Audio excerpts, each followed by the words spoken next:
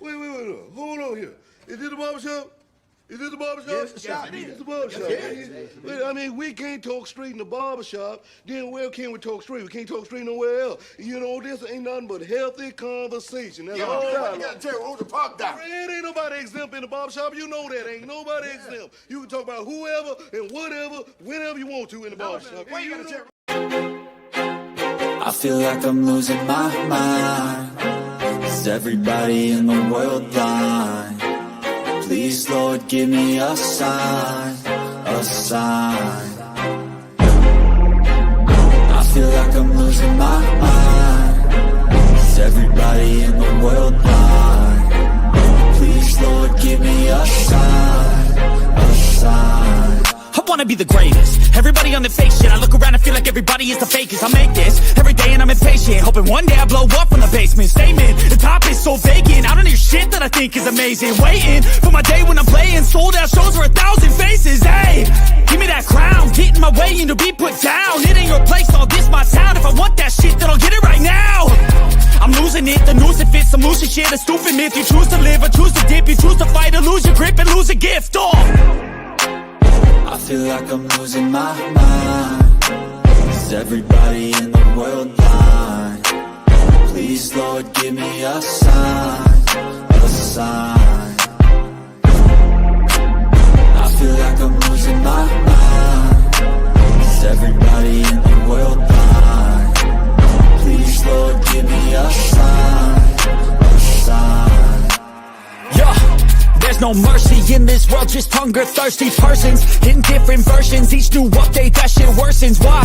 Pull back the curtain and you'll see the different vermin. We all have different burdens that all seem to cause disturbance. Yo, so do me a favor, don't treat me like a neighbor. Don't need the different flavors of your problems just to savor. I've got my own issues, I need a comb to get through. Don't need to groan with you, just go get your own tissue. I feel like I'm losing my mind. Is everybody in the world blind? Ladies and gentlemen, thank you for being here tonight.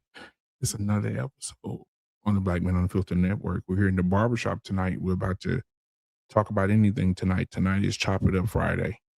So anything that you want to talk about, if you're watching right now, you want to pull up and have a conversation about something you saw in the news, something you saw in entertainment, something about music, sports, whatever is on your mind tonight, you can bring it to the altar because we're going to talk about it tonight. Yeah, we're going to talk about it tonight. Anything you want to talk about. And I want to set the president early. I don't want peace. I want problems always. I don't want peace. I want problems always. Thank you guys for tuning in for another episode of The Barbershop tonight. We have Chop It Up Friday. If you got something to say, come say it live. If you got something to say, come say it live. But if you want to talk behind the curtain and you don't want to really, you're scared to talk, then Back to the streets with you. back to the streets with you. Mm-hmm. Yeah, we're gonna have a good old conversation tonight. I want to start out by giving some little house rules here, guys. Thank you for being here.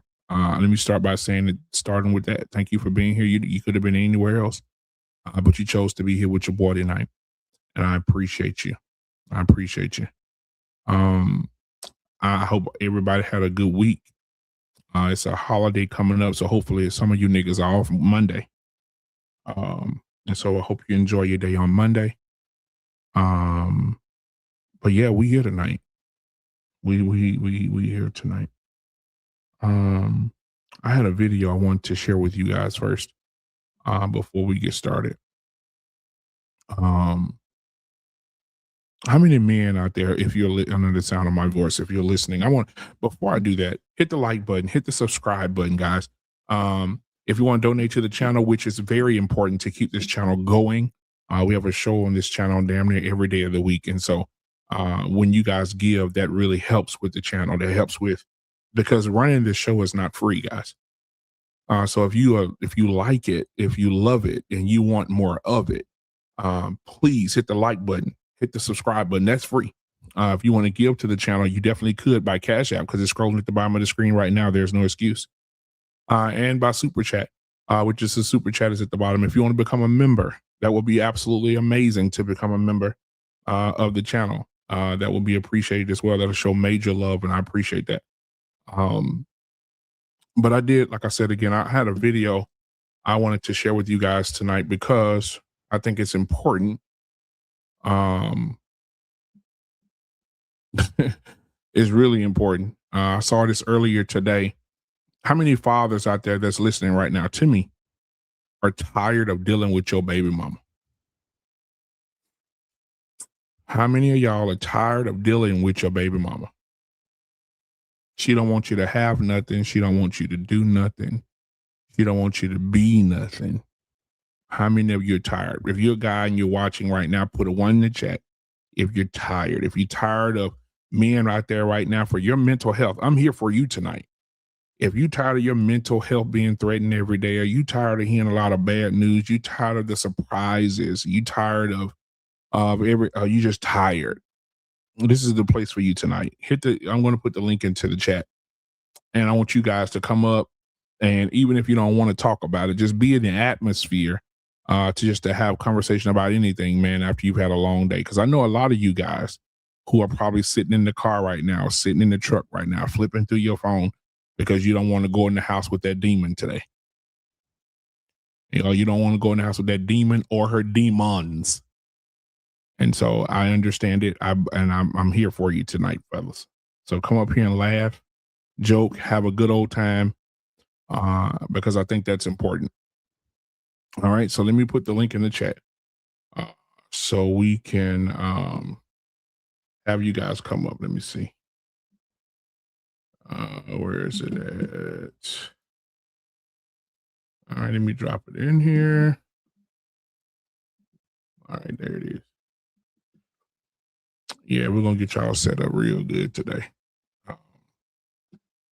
because this is important. And if you guys want to come up, I definitely want you guys here. Yeah, Kobe, LeBron, MJ. That is a great conversation to have. I think Kobe is the GOAT. I mean, not Kobe. I think Jordan is the GOAT. I think Kobe is the replication of Jordan, which makes him tied with Jordan. He did all his moves. He did everything. He was just great. So, he was great too. But let me drop this link in the chat for you guys if you want to come up. When you do come up, the rules are simple. Make sure you have your camera on. Make sure you're sitting down, not moving around the house, walking through the house. All right. Make sure your badass kids are in their room watching TV. So we won't have no background noise. Make sure all your TVs are off. Make sure YouTube is not playing in your background. And make sure you're just sitting still. A lot of people want to get up and walk around their house for some reason while they're on camera. It's just unprofessional. All right. So I'm going to drop the link right now. Give me just a second. And it should be there in just a second.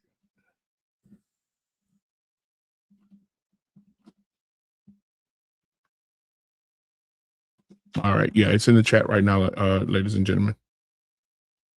This is for the guys and the girls. And if you want to come up, the link is in the chat.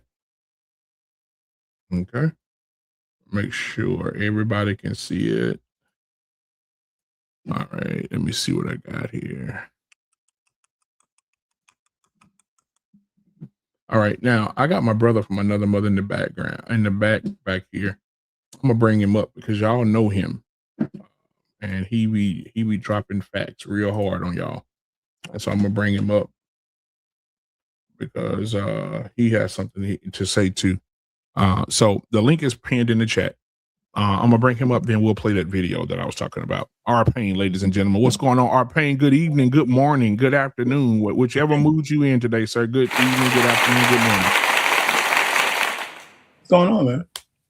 Not much, man. I just caught the last tail end about the baby fathers, and you know what, man? Yeah. I was saying that there's baby fathers out there who are tired of dealing with their baby mamas. But they deserve it, man. They deserve a lot of these guys. You know what? I just started. You have any kids out of wedlock? No. All right. So I don't think we should lament the fate of any man or woman who have their kids out of wedlock. Fuck them. I'm just saying. We know what's right, and listen. If men know, you stick your Johnson into a woman and you raw dog her, your possibility, all your options are gone once you skeet in a chick. Mm-hmm. You have no more options. And that's what you should learn. That's the lesson to learn, right? You can lament all you want, but your rights end right at the event horizon, which is right at the beginning of her vagina. Mm-hmm. So I'm just saying, if the woman's gonna make her life miserable, is because y'all probably shouldn't have been together in the first place. You didn't want the kid, she wanted to keep it. Some of them want to keep the kid just to spite the man. Yep. And then even if you want to play daddy, do you really want to play daddy? Because if you want to play daddy, then it doesn't matter how much it costs to make that woman's life a miserable hell for you to see your kids. But men don't do that. You don't have to have possession of them, but as soon as she breaks a court order, you should have her ass in court. Guys don't do that. They just complain about it. I'm just tired of hearing that shit. Baby mamas, you got 25 kids by 70 guys? No, fuck you. Why, so unless you're not going to complain about it at all, then that's what I want to hear. Own up to it. You gave the woman a baby, or two women a baby, or whatever it is. I don't want to hear you got some background noise, 100 watts. I don't want to hear you complain. Just take whatever comes with that. And that's it. And you know what? I give some men some credit. They don't come on as much on the social media bitching and moaning like women do. But still, man, you put yourself in that position. Live with that shit. Now, I want to play. That's how I feel about it. Absolutely. I want to play a video for you guys. What's up, 100 watts, man? Ladies and gentlemen, welcome to the show. What's up? My lock buddy in the building tonight.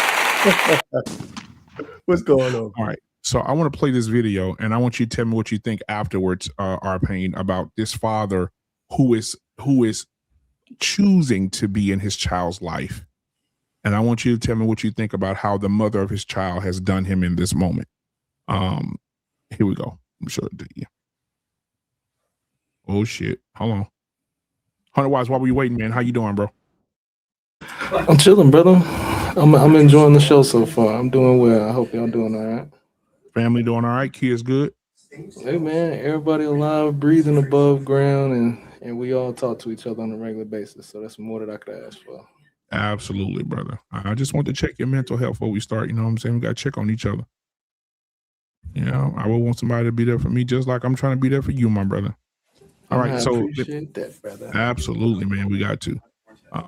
Let's see. Okay, here's the video, Arpain. Oh, Arpain left. Where you at? No, I'm still here. I take care of something. Yeah. Okay. Yeah, stop jacking out. Yeah, that too. Okay, here we go.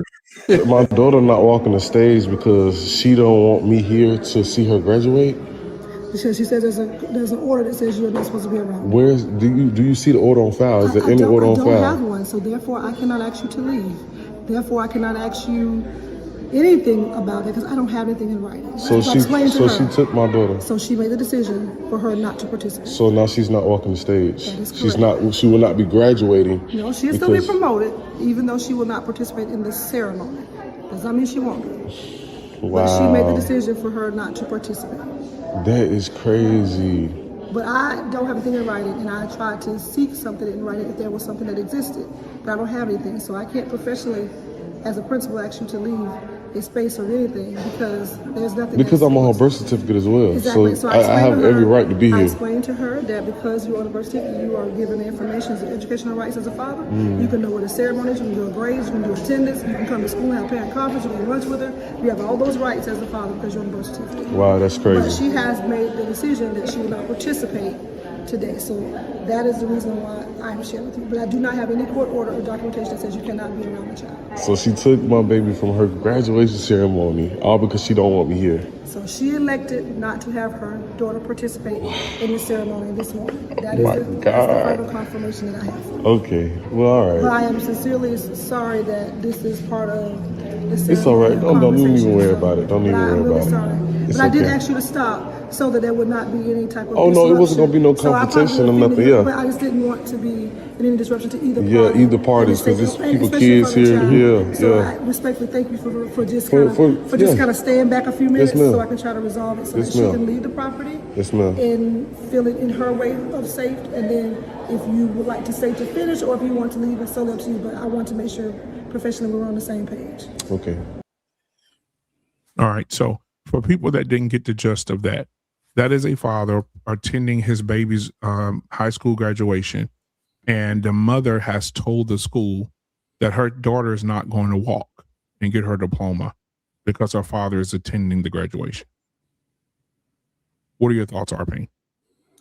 My thoughts is that the woman's messed up. You know, I mean, what else is there to say? Now, I don't know where the principal stands in terms of he can't go in there because of that, but you know, I guess she doesn't want any disruption, not because of him, because of the woman, right? So I mean, there's nothing the guy can do. I mean, he tried, you know, he was there, and the woman is just, listen. I haven't, well, and this is wrong. I know this is wrong, but that bitch had to be a bitch before he got her pregnant. She had to be a fucked up chick before he got her pregnant, man. You know what I'm saying? And I need to know, you know, he probably ignored some red flags. He gave her a baby. Were they married? I don't know if they were married. You know, he's on a birth certificate, so I don't know if they were married. So that's what he mentioned. So, I mean, we don't know the whole backstory. I don't think the woman had any right to destroy her daughter's life or take joy away from her daughter because she hates the man. But that shit is prevalent. It's prevalent. When you know, it's really prevalent. If we had to do a percentage, I wish I was medium man. There's a percentage of women who go scorch earth on baby fathers just because he don't want her no more.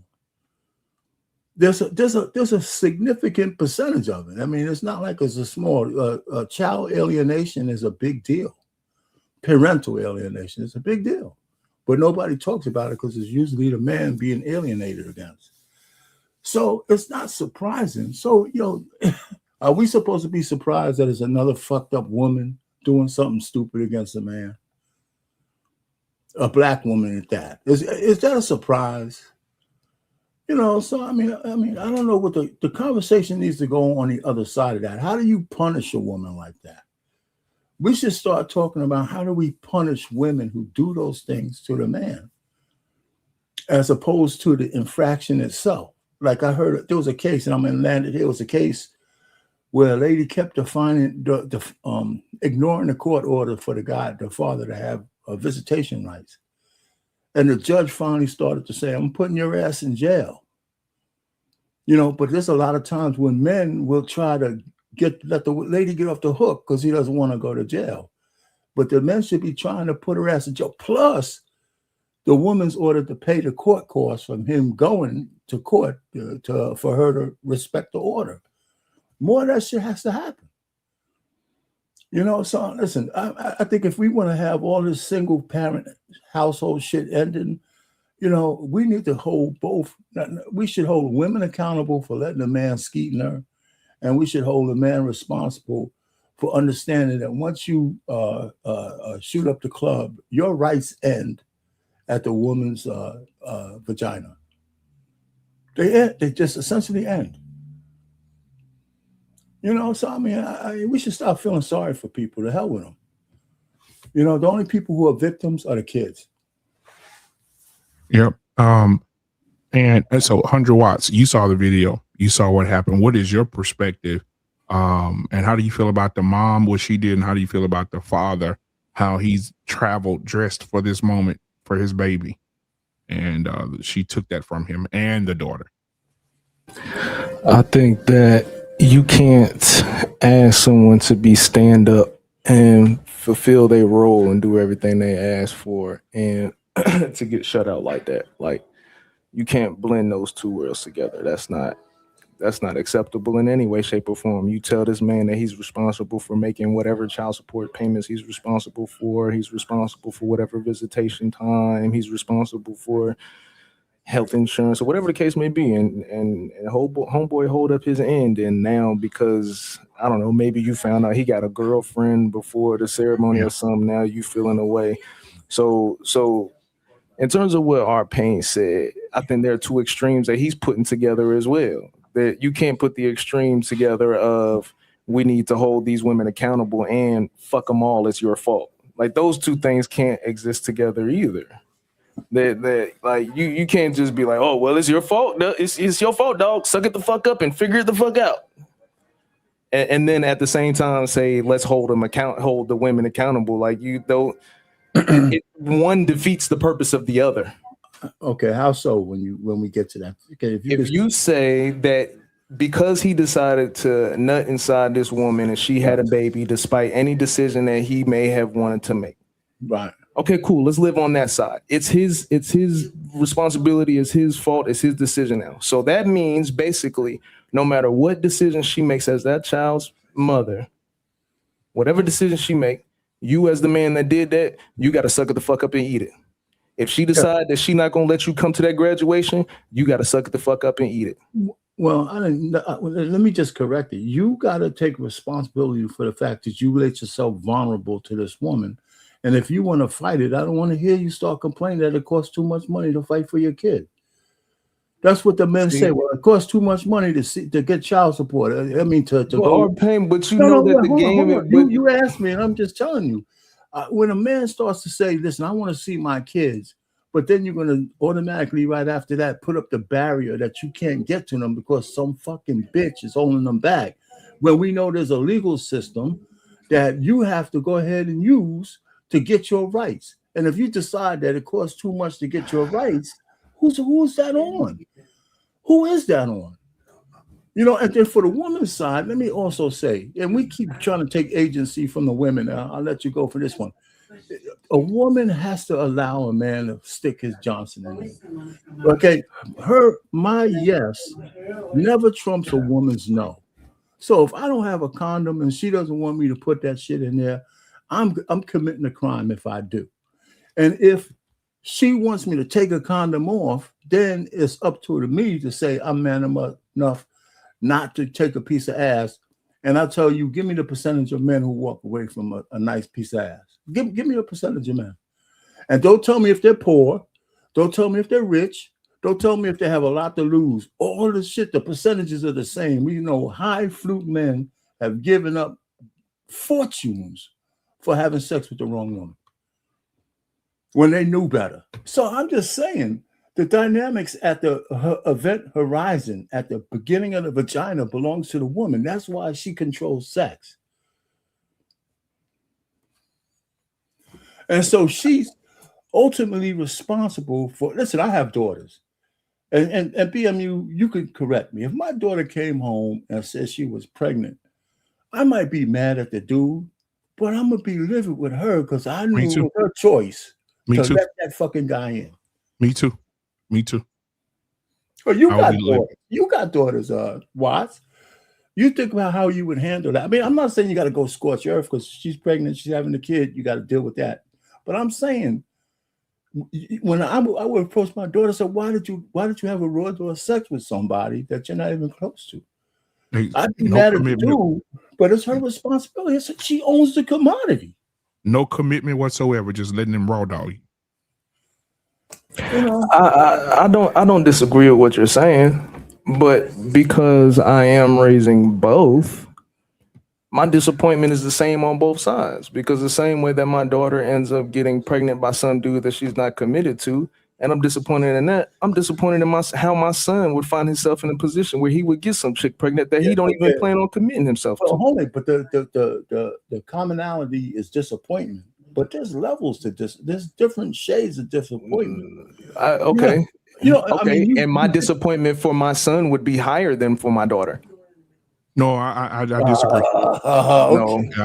Okay. So time out. So you're telling me that if you're raising a son and a daughter, And let's say hypothetically speaking, you're raising twin kids. They're both 16 and they both come in the house and tell you that they either pregnant or got somebody pregnant. Your disappointment would be higher in your daughter than in your son. Absolutely. As their father, you're telling me your disappointment would be higher in the daughter than the son. You can answer this because I do want to answer it too. But go ahead. Go ahead. The flavor of my disappointment will be different, right? But I'll be disappointed in both of them. But the way it would impact our family would be different, because of the nature of the pregnancy, right? If my son got somebody pregnant, a lot of that pregnancy would be invisible to our household, because that kid's not, that woman, that kid, they're not going to be grown. That baby is not going to be grown in the house. It's going to probably be on the family side of the mother. If my daughter got pregnant, she's going to be here with me and my wife all the time. Matter of fact, we'll probably be raising the kid while she's going through arrested development. I might not be raising my other grandkid the same way, because he'd be in the hands of his maternal grandparents, for most likely, because that's what happens. Not that I wouldn't be disappointed in both, but my son might not have no arrested development, because he could go right on to college. He could go right on because he doesn't have the heavy lifting. The women do the heavy lifting, period. So my daughter's going to have arrested development for 4 years or 5 years, because she's going to have responsibility for the kid that she let happen. So that's the difference in the disappointment. That my son might be able to do whatever. He got a scholarship to go to college. The fact that he has a kid is not going to stop him from going to college. But it might stop my daughter from it. So it's not a way that women do the heavy lifting when it comes to pregnancy, and there's no way around it. And the parents of the woman do the heavy lifting. Yeah, I agree with it. I think that I'm trying to remember what my grandfather said. My grandfather said, God bless his soul. He said, son, there's a difference between my grandsons and my granddaughters. When it comes to making babies. He said, with my son, I'm responsible for one dick. Yeah, I heard that one. With my daughter, I'm responsible for several. I agree with him.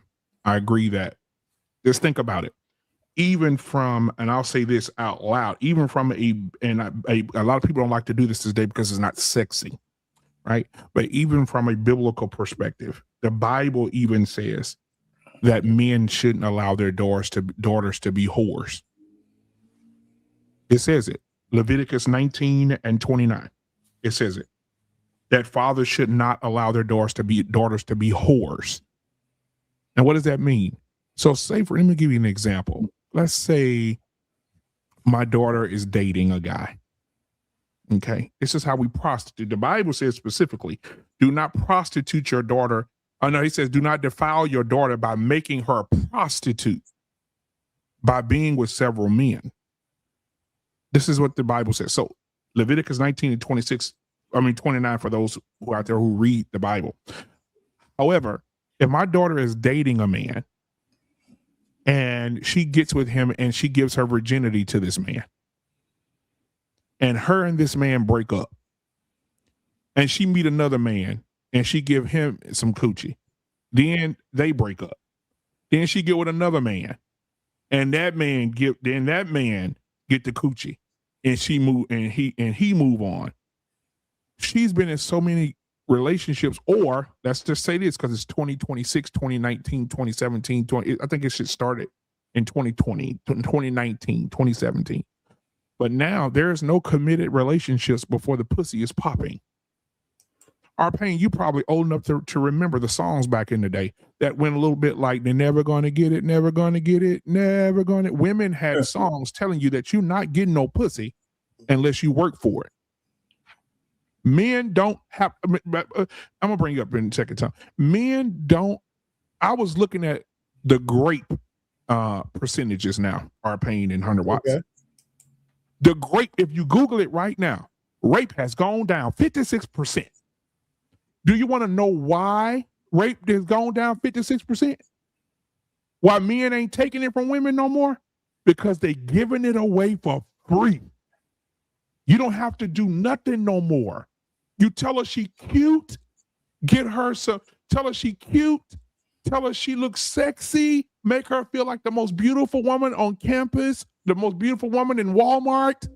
You probably can fuck her in behind the car before she gets her grocery in from Walmart. It is so easy to get pussy now. You don't have to do nothing. Remember back in the day, you said, I'm gonna take on a date. I'm gonna bubble up a little bit. I'm gonna bubble up a little bit. And you don't have to do that no more. You don't even have to go on no date no more. The pussies out here today are Goodwill and Salvation Army pussies. It's as simple. So I'm saying to my daughter, if you come home and tell me, bring y'all up, guys. When I tell my daughter, I told her this: you going to college? Cool. If you come home and tell me you pregnant, I'm gonna ask you 2 questions. Were you raped? And if you say you are, I'm going to prison. If you say you're not raped and you let a dude raw dog you, it's your fucking fault because I put you up on game and told you how the nigga's gonna do you. I'm gonna ask her 2 questions. Let me bring up Tommy. I got Tommy and I got 2 of my brothers in the back right now. Pause.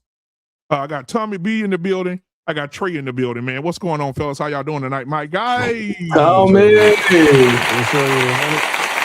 What's up, Trey? What's up, R-Fan? But yeah, that's my point I'm making, guys. We listen. I don't know what happened to me. I'm gonna say this how I'm gonna let you cook. I don't know what happened to men. What happened to the fathers who used to check niggas who played with their daughters? What happened? Now, bruh, I went to my son. He graduated middle school yesterday to go into high school, right? I went to this graduation. These are 8th grade girls. I swear to you guys, these girls could have left the graduation and went to the club. Who dressing them? Who making them look this way? Somebody help me. I have no idea. What the fuck is happening right now? Where are the fathers who said, hell no, I wish my daughter would. I wish my daughter would try to come play me and put on some provocative shit with her ass out. Ooh! I will put my foot so far up her ass, she'll chip her tooth on my cufflinks. I got the beige rage in the building, ladies and gentlemen. The beige rage is in the building, ladies and gentlemen. What's going on, my guy? Real quick. What's going on with you, my guy? So, guys, I don't know if y'all saw the video earlier, Trey and Tommy. The man went to the school to see his baby graduate high school. The mama knew he was coming, Trey. She pulled the daughter from walking so she couldn't get her diploma, pulled her because he was there. And said she's not participating in the graduation.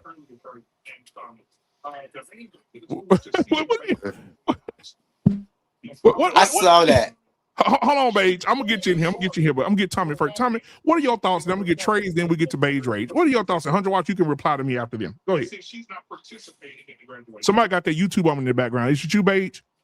Yeah, my bad. Yeah, pause it. Yeah. So, like I said in the chat, you feel me? I agree with R-Fan. This shit don't come out of nowhere. Like, these niggas like to say, oh, she turned that way. No, she didn't. These niggas out here be so pussy with, they ignore all kind of disrespect. They ignore all kind of bad behavior. Agreed. And then when the broad get to acting like this, it's, oh my God, it came out of nowhere. No, it didn't. Or, number 2, you smashing a broad that you done known for 3 days, 3 weeks, maybe even 3 months, Agreed. Get her pregnant, and you're wondering why she's acting this way. Well, probably because you don't know her. And I've been saying this since 2020 when I met you, BMU. I got 2 BMs. Both of my BMs, not only did I know them, I knew their family. I knew how they acted. I knew their principles. I knew what they stood on. I knew what they were willing to do when they got mad. I knew where they were willing to take it when they got mad. I haven't paid a cent of child support, ever. I'm not surprised because I knew who I was dealing with. The problem with these niggas is they never know who they dealing with. You're literally sticking your dick in a stranger and you're wondering why this stranger is acting this way. You don't even know the person you had a baby with a lot of the times. Or you do know them and you ignored all of these red flags that they were showing because you were so pussy with. And so then when you're out of a relationship and the same red flags that was going on in a relationship start showing, you acting like this came out of nowhere. Like, people don't act this vindictive out of nowhere. This don't just turn on. This is something that you have doing. So you know that time when she got mad and she was hanging out of your car door, she was climbing up your apartment, she was breaking in your house or something like that. You know, all of that counts towards the type of person she is. So the situation might not have been this exact as far as like dealing with the kid, but she shows some signs of when she gets mad, she don't logically deal with shit. And so when you decide to have a baby with that person, guess what? When she gets mad with that baby, she's gonna act the exact same way she was before. It's just gonna be using the baby this time. Now let me say this too. Like, and just shout out to you, Tommy. What I'm saying is for the men, because I think that men are in a situation where they do damage. So say for instance, he did have sex with this woman, she had a baby, right? She didn't abort the baby, so she kept the baby. All right. Most of the time on panels and stuff that you hear on YouTube and so on and so forth, Instagram, so on and so forth, is women saying niggas ain't shit because they don't show up for their children. They're not in their kids' lives. This man said, I'm going to go and be at my daughter's graduation. I'm going to support my baby. This woman is upset and mad. Now, and I want to preface this. I want to back up a little bit. I saw something the other day that Mr. Fantastic posted. That shit was, it was a bar. Mr. Fantastic say, if your new chick look better than your baby mama, you definitely gonna get put on child support. And I agree. And I know men who have been single for a very long time, just like you, Tommy, ain't paid a lick of child support in their kids' life at every football game, every basketball game, supporting them financially, no child support. But he meet a chick and she fine as fuck and she look better than that baby mama. Oh, you finna get put on child support. Damn show. So BMU, when I left my first BN, she had issues with the chick I left and went to. Okay. She was younger, etc. They had issues. Again, right. I still haven't paid a penny of child support. Mm-hmm. You know what I'm saying? So again, like I said, a lot of these situations, people ignore these flags because they're in this bliss or whatever. You know, because I've been talking to dudes for a minute about just standing on your standing on your boundaries, and niggas have an issue with that. You know what I'm saying? Like, a lot of these niggas in relationships, they're so scared of losing the coochie that they won't even stand on shit. So a broad will be out of pocket, and instead of checking that shit, I'm gonna let it ride, because if I say something, she might get mad. If I say something, she might leave. So I'm gonna just let it pass. And I tell everybody all the time, once you give a person that pass, you're giving them permission to act that way. Period, point blank. And that's with male or female. Once you give a person a pass to act a certain way towards you, you're giving them permission to act that way towards you. Absolutely. And a lot of people do that and they miss that shit. And then, you know, when they end up in a different situation or it comes back a different way, they're acting like this shit came out of nowhere. Nobody turns that vindictive out of nowhere.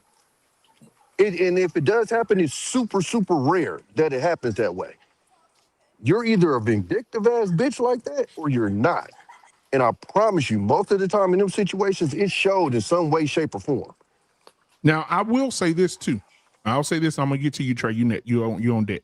I will say this. There is. If you go into the mental, I know I saw 100 Watts shaking his head, so I'm probably gonna say what he's thinking. There is in the mental health realm of things. There are people. I forgot what it's called. Oh, I know what it's called. It's called imposter syndrome.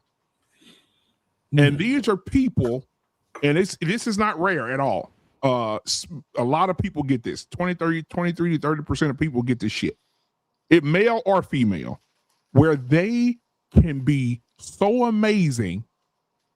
And they said the thing that triggered them could be something in their past, something in their childhood, something that happened to them traumatically as a kid, and they suppressed it in their brain somehow, and they became a better person.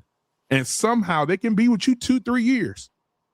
And you say something that trigger them, and they'll turn into that motherfucking person immediately. Cussing your ass out. You be like, whoa, you ain't never talked to me like that. Wait a minute. Whoa. Listen to what you're describing, and you're literally saying that's not rare. That don't even sound right. That sounds like some rare ass shit. For you to pretend 2 to 3 years, that's a long. And Trey, not Trey. How Tom, let many me ask you people? this: Have you ever seen? I think it's a documentary. Oh, it's called Malignant. Have you ever seen Malignant? No. Y'all need to. Anybody Oh, ever seen that's Malignant? great, man. That's a great show, man. You ever seen it, R-Pain? Yeah. Malignant. This woman was amazing. She was great, but all of a sudden she met a guy, and the guy abused her. And when he abused her, something her brain triggered, and that bitch turned into a serial killer. Start killing everybody. Like, she was amazing. She was a coward. Okay, but She was see, this is YouTube. This is what we do. Listen to the extreme that you're going to. No, what I'm saying, you talk about a chick that got abused and then turned into it, which is also what? A super rare situation. So you're saying that if I could show you here on ChatGPT the percentage of people in the United States who have this syndrome is higher than 30%, you'd be okay with it? I mean, that still would be the minority, but what I'm saying is you're not going to be around somebody 2 or 3 years that you've pissed off before and they didn't show shines. Again, we've been on YouTube this long. Yeah. How many people have we seen try to act a certain way on YouTube and they can't help but get exposed? And this is through the screen. Yeah. So you're talking about somebody that 2 to 3 years now you're probably living with, laying down with every single day. It is very hard to be a fake person when you're living with that person every day. Through the dating phase, I'll give you that. Because guess what? You got to go to your house, I got to go to my house. Yeah.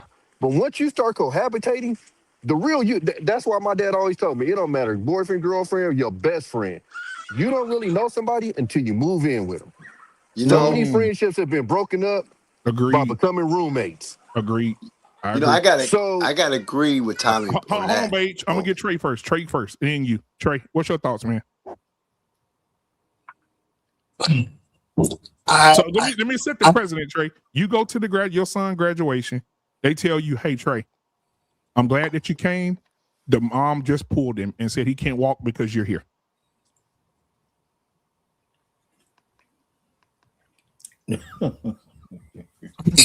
I'm not completely sure what you want. I want you to be Trey. I want you to be Trey. No, don't let me be Trey. Well,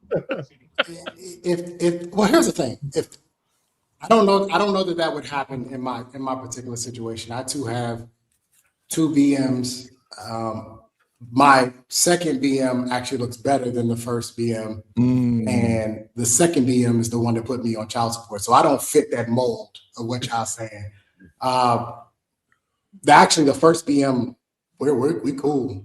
Now I say that to a certain degree because BMs are the enemy to a degree. So I say that only to a certain point because I know anybody can change it. I'll say this. Listen, I'm not one of these guys that believes that women are a monolith. I think there's a spectrum when it comes to women. I think that what you get in the beginning may not necessarily be what you're going to get in the end. I think that relationships change them. I think that moving in with them changes them. I think that them having a child changes them. I think that them getting married changes them. I think that them getting a job and making more money than you changes them. I think there are several things that happen during the course of the relationship with a woman that she starts to become something that or another that she wasn't necessarily in the beginning. And if you had relationships with women to any degree, even we got married men on the panel, I guarantee you can say with pure confidence that your wife is not the same woman in totality that she was when you first met her. There has been some changes. There's been some things that you had to learn. I think back in the day, the process was, well, we'll get married. Well, we won't do anything. Then we'll live together and then we'll learn all of this as it comes. I think the younger generations figured out that that's probably not the best idea. And so they decided, we're going to cohabitate. We're going to shack up first because I need to see what you about before I make that full-time commitment. Here's the thing. When you're dealing with a baby mama, especially when you get to the age of having a teenager. My son is 16. So when you have a teenager, majority of my conversation, I really don't even talk to her. I talk to him. I don't have a lot of conversation. And even though, like I said, we have a cordial relationship, I still don't talk to her as much. Now, my daughter, on the other hand, is 7. So I have to have conversations with her mother forcefully that I don't want to have. And I can't wait for the day when she has her own phone and I don't have to talk to her mom anymore. It's a tough situation. I don't know what I would do if I showed up for my child, as I always do, and the mom is being adversarial to me. I don't know what I would do. I will say this, though, and I do agree with Tommy on this. Men have a scarcity mentality. This idea that you can't find another woman is utterly ridiculous. The idea that you can't tell a woman it's either my way or the highway, you're getting on my program or you're not, or I'm going to move on. I'm not going to tolerate disrespect. I'm not going to tolerate embarrassment. I'm not going to tolerate humiliation. I'm not going to tolerate emasculation. I'm not tolerating any of that. And if you decide to go down that path, then I'm moving on. It's something that I think that was the initial thought process behind Manosphere Red Pill content, was to try to teach guys that you don't have to deal with this stuff. It has evolved into something completely outside of that now. But I think that was the initial point of it. We have a problem with men not being able to stand 10 toes, stand up straight with a spine, look a woman in her eye and tell her, that will not fly here. I will not tolerate that here. I will give you a pass. Maybe I didn't explain myself thoroughly enough the first time, but from here on out, you do this again, you embarrass me, disrespect me, whatever the case may be, you're gone. We don't have that with a lot of men, and we see that not only just in the Black community, but we see that all over the country, just men in general. Just cannot stand up to women for some reason, and I don't understand it. So I don't know exactly what I would do. I probably, if I could work it, if I could finesse it, a PMU, I would probably try to get my kid to get back up on the stage and walk anyway. You know what I mean? Just do it anyway, right? Or I would probably throw a big party for him and then tell him, hey, invite every friend you have, invite every family member you have, and we'll just do our own thing. But I'm not gonna make a scene, because that never works in Black men's favor. I'm not gonna make the scene. That's not gonna work for me, but I would try to figure out another way. But unfortunately, when you get down this path with women, this is the leverage that you give up. When I talk to you guys about marriage, this is what I be talking about. This is the leverage when you have kids, when you get married, this is the leverage that you're willing to give up, because there's not really much you can do. And in most cases, you're gonna look like the guy, you're gonna look like the bad guy, even though in this particular case, you're not the bad guy at all. Now we got Beige Rage in the building, man. What is your response? I know you got daughters. Yeah, what are your thoughts about going to a graduation and your baby mama say no? Look, I would say it like this, right? I seen that video, right? And I was like, oh my God. I had flashbacks, put it like that, right? And Tommy, I agree with you. You know, there's a lot of times that us men's, we see signs and we don't want to accept them. Cause I know a sign, Payne. I grew up in Chicago, but I live in Iowa now. So I came here because, the mother of my children she got pregnant, and I ended up saying she didn't want to come to Chicago, so I ended up coming here, right? But when I was living in Chicago, right? I was south, and she came there. Some incident happened, and I went to go do something, and the lady bust up my whole crib with a hammer. Damn, Jesus. Kind of crazy. Yeah. Okay. And so you know how you like what the, and I see the signs, but I was like, and she took off and went back to Iowa, right? At the same time, after she busted it open, right? When I came home. So it was like, what the fuck? Right? So I turned around, but then I ended up, she found out she was pregnant, right? And I said, okay, I ended up doing the dumb and getting married, right? Now listen to the signs, and I see that. And when that brother was going through that video, and I felt his pain, because after I left my wife, right, and down here, and I got it on my own. I guess she didn't think I could make it on my own. You know, most people don't realize I grew up in Chicago, so we're gonna make it no matter what. And she came to my crib and seen that I was, you know, back in action again, put it like that, right? For a second. And I had to eat.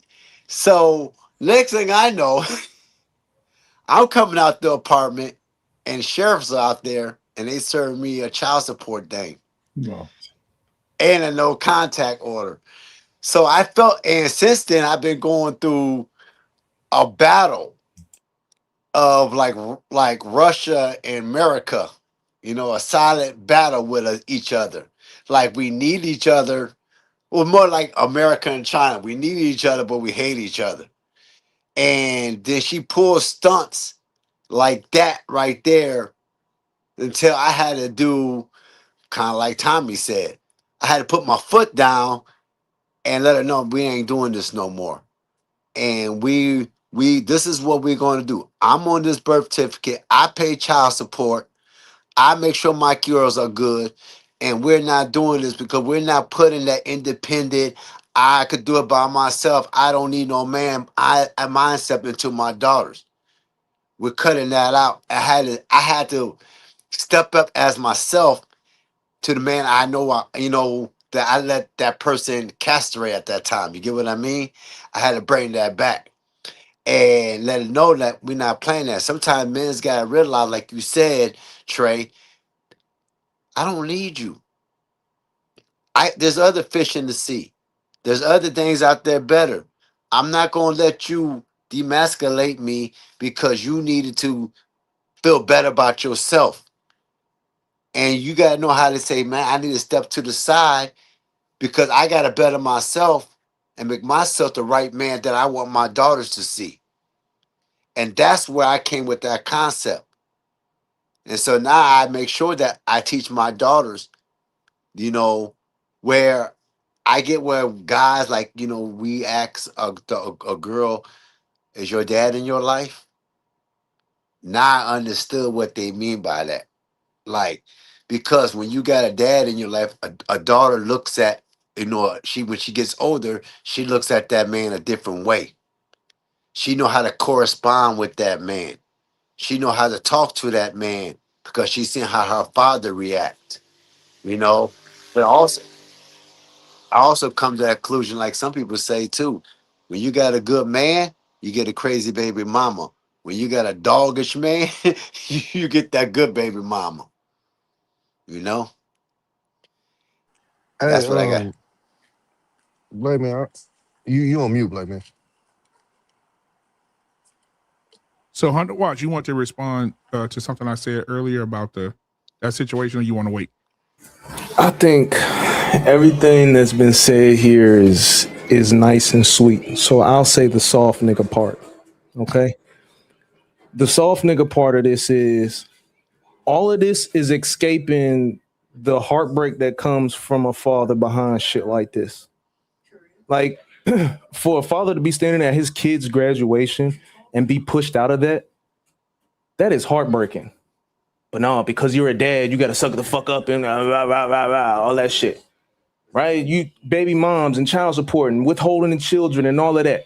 There's a level of heartbreak that's involved in that because fuck her. We're talking about my child now at this point. Now we're talking about my ability to be a father to my child, because no matter what, when this child becomes 20, 30, 40 something years old, they're going to reflect back on how I was as a father. And when they reflect back on how I was as a father and all they see is absence and avoidance and all of that shit is heartbreaking because it's not necessarily my fault. That's not necessarily something that I tried to impose on my children. When I walked into this situation, there are plenty of men that walk into a situation with a woman and have all of the intentions of being there for their child. So even when you do what Tommy and Trey was talking about and put your foot down and you create the program and tell her either get with the program and get the fuck on, that means that you are willing to say, even though you have given me children, I will still kick you the fuck off this bus and keep this bitch rolling. And if that's a decision that you're going to make, again, there's still a level of heartbreak that's involved in that. So for that, I'm gonna land real quick. I'm gonna slide out the way. I'm gonna land real quick. The other part of it too is we have way too many examples in life, whether it be relationships, money, athletic, whatever the case may be. People switch up because of how they feel. It don't take much for a person to be nice and kind to you one day, and because they felt slighted behind some shit some backdoor deal that you made with somebody that ain't had nothing to do with them. They felt slighted by some a decision you made, or this felt slighted by some conversation you had with somebody. That happens in relationships all the time. Just like Trey was talking about, like, y'all, there's no way in the world I'm going to sit here and believe that any one of you men that's sitting here on this panel right now is the same man that you was 15 years ago. And if that applies to you, that applies to any woman that you next to, even if you next to her for 15 years. Y'all are not the same person. And depending on how life worked out for y'all, it'll determine who that person becomes. Because it might not be your fault that y'all don't work together no more. It could have been the 15 years that y'all was together, y'all busted y'all ass. Y'all kept going to work every day and all of that, and y'all still living paycheck to paycheck. There's a level of resentment that's built from that. Not because you a piece of shit or because you were a liar or now this person's vindictive or they've been playing the sleeper role the whole time. Sometimes life just works out to where people just aren't who they were when you met them. And sometimes vengeance is a motherfucker. Hey, our relationship didn't work no more. Because our relationship didn't work no more, now I'm trying to destroy everything you got going. Yeah. I saw that. Let me so I'll speak furthermore to my situation. This is why I brought up knowing their families, right? I know who they go to for counsel as well. So I know if in that situation, I know both of my BMs, the people that they go to for counsel would have checked them in that situation. So again, it goes deeper than even knowing them. I know who they go to for counsel. I know how that person would react in said situation. Counsel. But that's because you had counsel. No. Counsel, Stop. Tommy. You had counsel, so you knew to look for that. Okay, but what I'm saying is, it's part of knowing who I had a child with. In saying that, am I saying that the woman's behavior is right? No, but what I'm saying is, this is the difference between having a kid with somebody that you've known for 3 months and the difference between having a person that you've been with for 2 or 3 years. Because 2 or 3 years, I'm going to eventually end up meeting your family, meeting your auntie that raised you, meeting your mom, meeting your dad. So guess what? When we end up in the situation, I know who you're going to go to, and I know if they're going to just be a yes man or no man. I'm also going to know that even if they want to correct you, I'm going to know if you're going to be the type to even listen to that person. Because you got some people that, the people they go counseling will give them good advice, and they still won't listen to them. So for me personally, I put myself in the best situation because I knew all of that before I even had kids with these people. My point is, people are having kids with people that they aren't even going that deep into knowing them. And that's true. And I'm saying, and that's most of these situations with baby mamas, baby daddies, that's the situation we're going into. You having kids with essentially strangers. 100. Okay, Let me ask them a question. 100. Let me ask them a real question right here on that point, though. Would you say that your anecdotal experience, Tommy, is the rule or the exception? I would say that most people. You're giving us your personal thing. Because listen, what I'm saying. It's anecdotal because the reason why I say listen to me. Exception. Okay, go ahead. I can't say it's a rule and exception because everybody would have to do what I did to get those results. So I can't compare my results to a nigga that's known the chick for 3 months and go, oh, his shit didn't go that way, but mine did. But I can guarantee you that if most guys went into a situation where they actually knew the chick, they knew her family, and they knew the people that they went in counsel with, and they knew the reaction that they would have to in those situations. So put it like this: I know the reaction if one of my BMs went to say their mom or my other BM went to her auntie and said, "I'm going to put him on child support." I know what that person is going to tell them because they know how I am as a father. I'm with you, Tommy. At what age does the child have to get to for her to no longer be vindictive anymore? I just wanted to finish this. It never happened. It's always going to be vindictive. Let me just finish this string with Tommy. Because, Tommy, listen, when I say rule or the exception, right? Let's just say that there's guys who have been meticulous with their women. And the outcome, we can't compare outcomes, right? Because everybody's outcomes are going to be different, right? Because of situations. So is it the rule or exception that of your anecdotal, how many people who've been meticulous have the same kind of similar outcomes you have? And we're saying that some guys think they have been meticulous and it still doesn't come out the way it worked for you. And, This is my problem, Arpain. You're always going to have that. Absolutely. Okay. But would I say the majority of the people that was meticulous like me have a good result? I believe so. Okay. I mean, we could dispute. I dispute that. I mean, but I hear you. I mean, there's no argument. Okay, wait a minute. So let's stop this. Let's go again.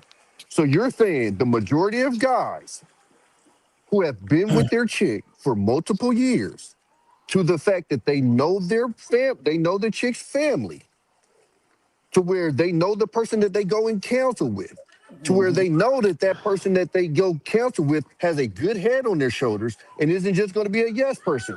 The guy that put themselves in that situation, I want to most of those that. are getting bad results. Can I answer that? We already have legitimate data that men who've done all that work with women for years in marriage turn out to find a woman who divorced them, surprised the hell out of them. They knew the families, they knew all of that shit. And then when they go to that divorce court, they don't even know that woman. I mean, so we already have a lot It's a bunch of you married niggas sitting in your fucking driveway because you don't want to walk in the house. You don't like the answer. I mean, like, what are we talking about?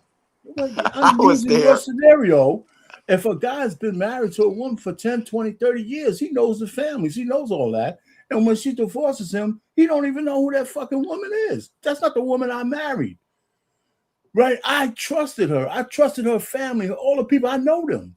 And she still, when she wants to get her get back, and we're battling it out of court, she treats me like I'm a stranger. And we have enough data to show that women who leave their husbands, even what the man thought he had a great marriage, turns out to be that he's like on suicide watch. You know, so that happens a lot. We're also leaving out something. We're leaving out leverage and opportunity. We're leaving out motive. Yeah. Okay. If she has a reason to divorce you because it's beneficial to her, whether that be financially or whatever the case may be, and you're no longer useful or whatever it is. Yeah, you know they say hell has no fury like a woman scorned. And she might turn into a person that you may not have seen. Here's the thing. I don't believe that a man that is up on game, that is with a woman for a certain number of years, should not have positive results. He should know what he's getting himself into. Right. I agree with that. But wait a minute. What about people that have been arranged marriage? Hang on. The issue here is that I also believe a lot of men don't know shit about women. That part too. And I think that they don't know what they're getting themselves into. I want to speak real quickly though to what 100 Watts said about the heartbreak, because I've been on those calls where we've had to take a man's child from him because there was a court order or there was a whatever the case was. I've been there, been in that situation. I think one of the curses of being a man is that we don't get that opportunity to have that emotional, sympathetic sort of moment like a woman would have. A woman is in that same situation. She can break down crying. Everybody's going to surround her. It's going to be okay. It's going to be okay. But in that same particular situation where this kid is being snatched off the stage, if that man were to break down crying, he's not going to get that same sympathy. They're not going to surround themselves around him and try to make him feel better. I think that's one of the curses of manhood for whatever reason. We just don't get that option. I agree with you 100%, 100 Watts. It is heartbreaking to watch men who are trying their damnedest to be in their child's life be met with barriers and be stopped and told they can't see their kid. And I've been in calls where the kid was supposed to be there at 7 and it's 9 p.m. and she won't give him the kid. I've been there. It is heartbreaking. But for whatever reason, The sympathy doesn't work for us. We don't get that. I've been in child support court in my own case and in other cases. We don't get that benefit, right? I've seen women break down crying and judges feeling sorry for them. We don't get that for whatever reason. And I don't know where to go with that, but I do know this. Men have to, this is why it's so important for men to understand what you're getting yourself into when you have a child with a woman. Regardless if you marry her or not, there are some states where actually marrying her is actually beneficial to you. And there's some states where not marrying her is beneficial. It just depends on where you live. But we have got to do a better job. And I'm not even gonna say we. I think there's enough education, enough knowledge on the internet now to explain what you're getting yourself into if you decide to bust that nut anywhere outside of inside of her. If you decide to do that, you are putting yourself in a bad position. And it is just like shooting a gun. Once that bullet go out, you can't get it back. It's gone. And you have no control, and you are responsible for whatever it hits at that point. All right, now go ahead. You know, I do agree with both of y'all on that, but also you have to look at it like this. I think it's more of a culture thing, because if you look at a lot of other countries, like from Africa to Asia to Persian to all around, they have arranged marriage where they don't even know each other, and they get married, and they've been married all their lives, and then they end up dying. You know what I mean? Together. Even here in America, certain people still use that arranged marriage, and they still, been together. And I just think, like, here in America, it's a culture thing where we just look at it as, well, especially for a woman, they already planned their exit strategy before they even get started. That a lot of women already know, because I live in Iowa, which is a like, hey, I love women's state when it comes to child support. You know what I mean? And I've been like Trey said, I've been in them courtrooms, and I'm looking at the judges like, what? How you going to try to do that when I don't got nothing to do with that? You get me from my past that happened, and that's been 10 years ago, and I'm a straight up dude now, and I ain't got caught a parking ticket in 20 years,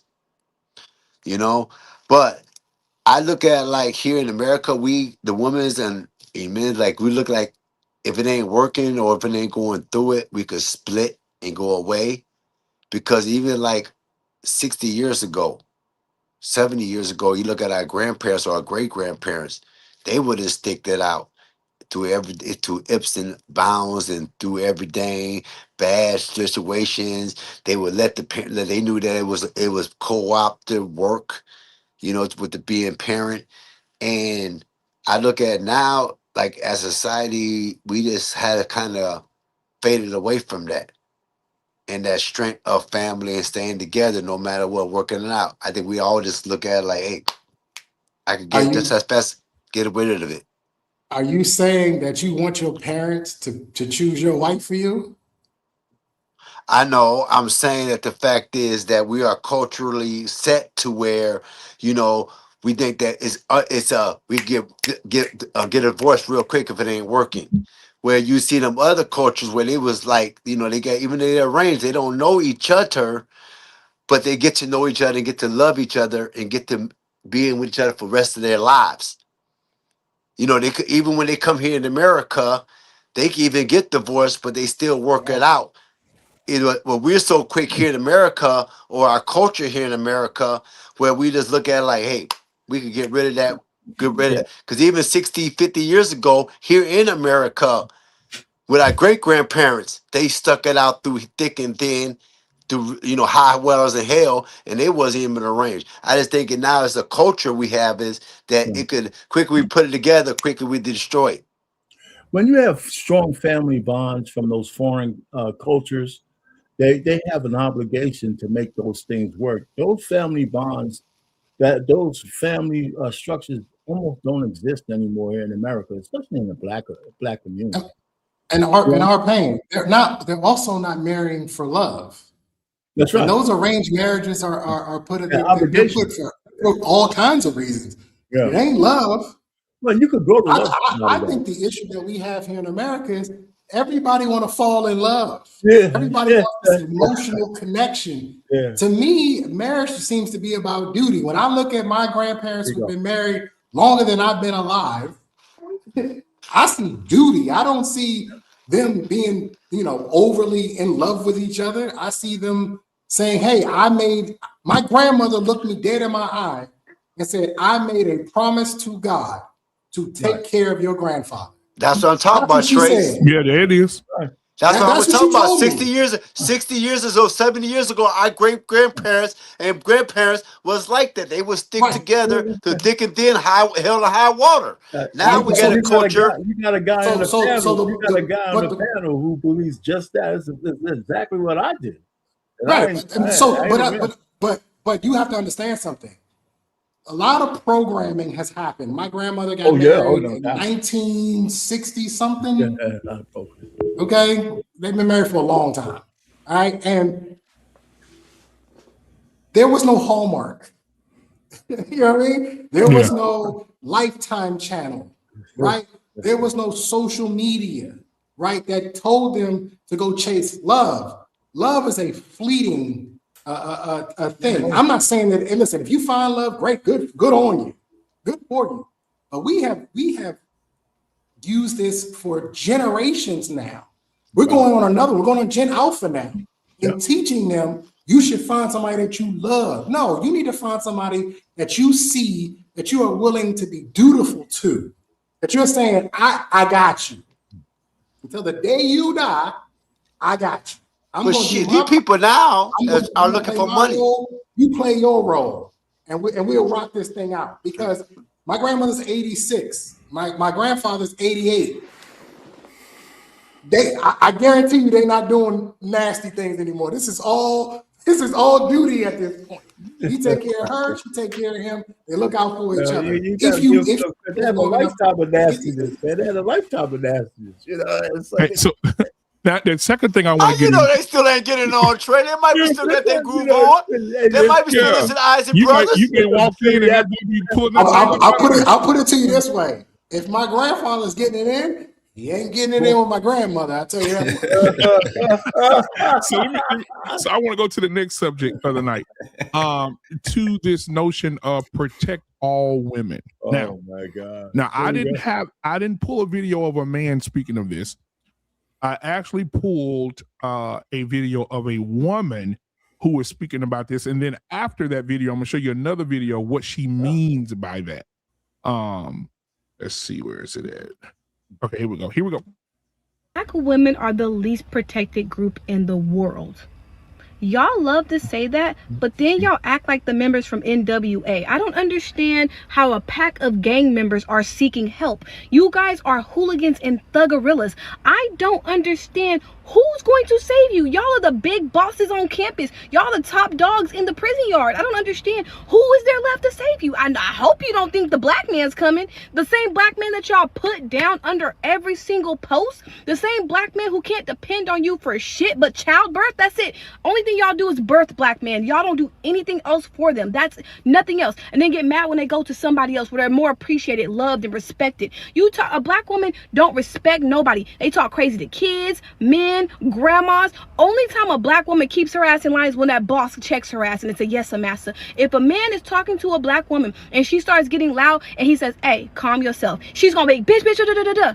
Never in my life could I even, my man say, hey, even me, I sometimes a little black come out and I'd be like, oh, did he? But hey, check it. I'd be like, okay, look, my bad, dog. But a black woman is prepared to fight you if you tell her to fucking don't talk to you like that. She will break your shit. She will disrespect your mom. She will do everything in her power to go all the way to fucking 100. And they thrive in that shit. You see them online thriving in it. They think the shit's funny. They think the shit's cute. But then it's like you want to see him like, protect us. Nah, big dog, you got it. Black Now I want y'all to see what she's talking about. Look at this video. I know most of y'all probably haven't seen it, but here we go again.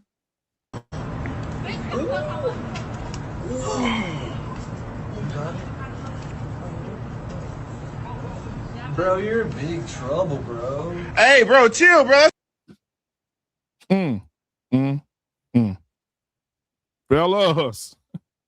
JT just came in the door. JT, welcome to the show tonight, my boy. What up, though? Hey, man, what's your thoughts, JT? We'll start with you first. That was a clean uppercut. That nigga doubled up on that motherfucker, didn't he?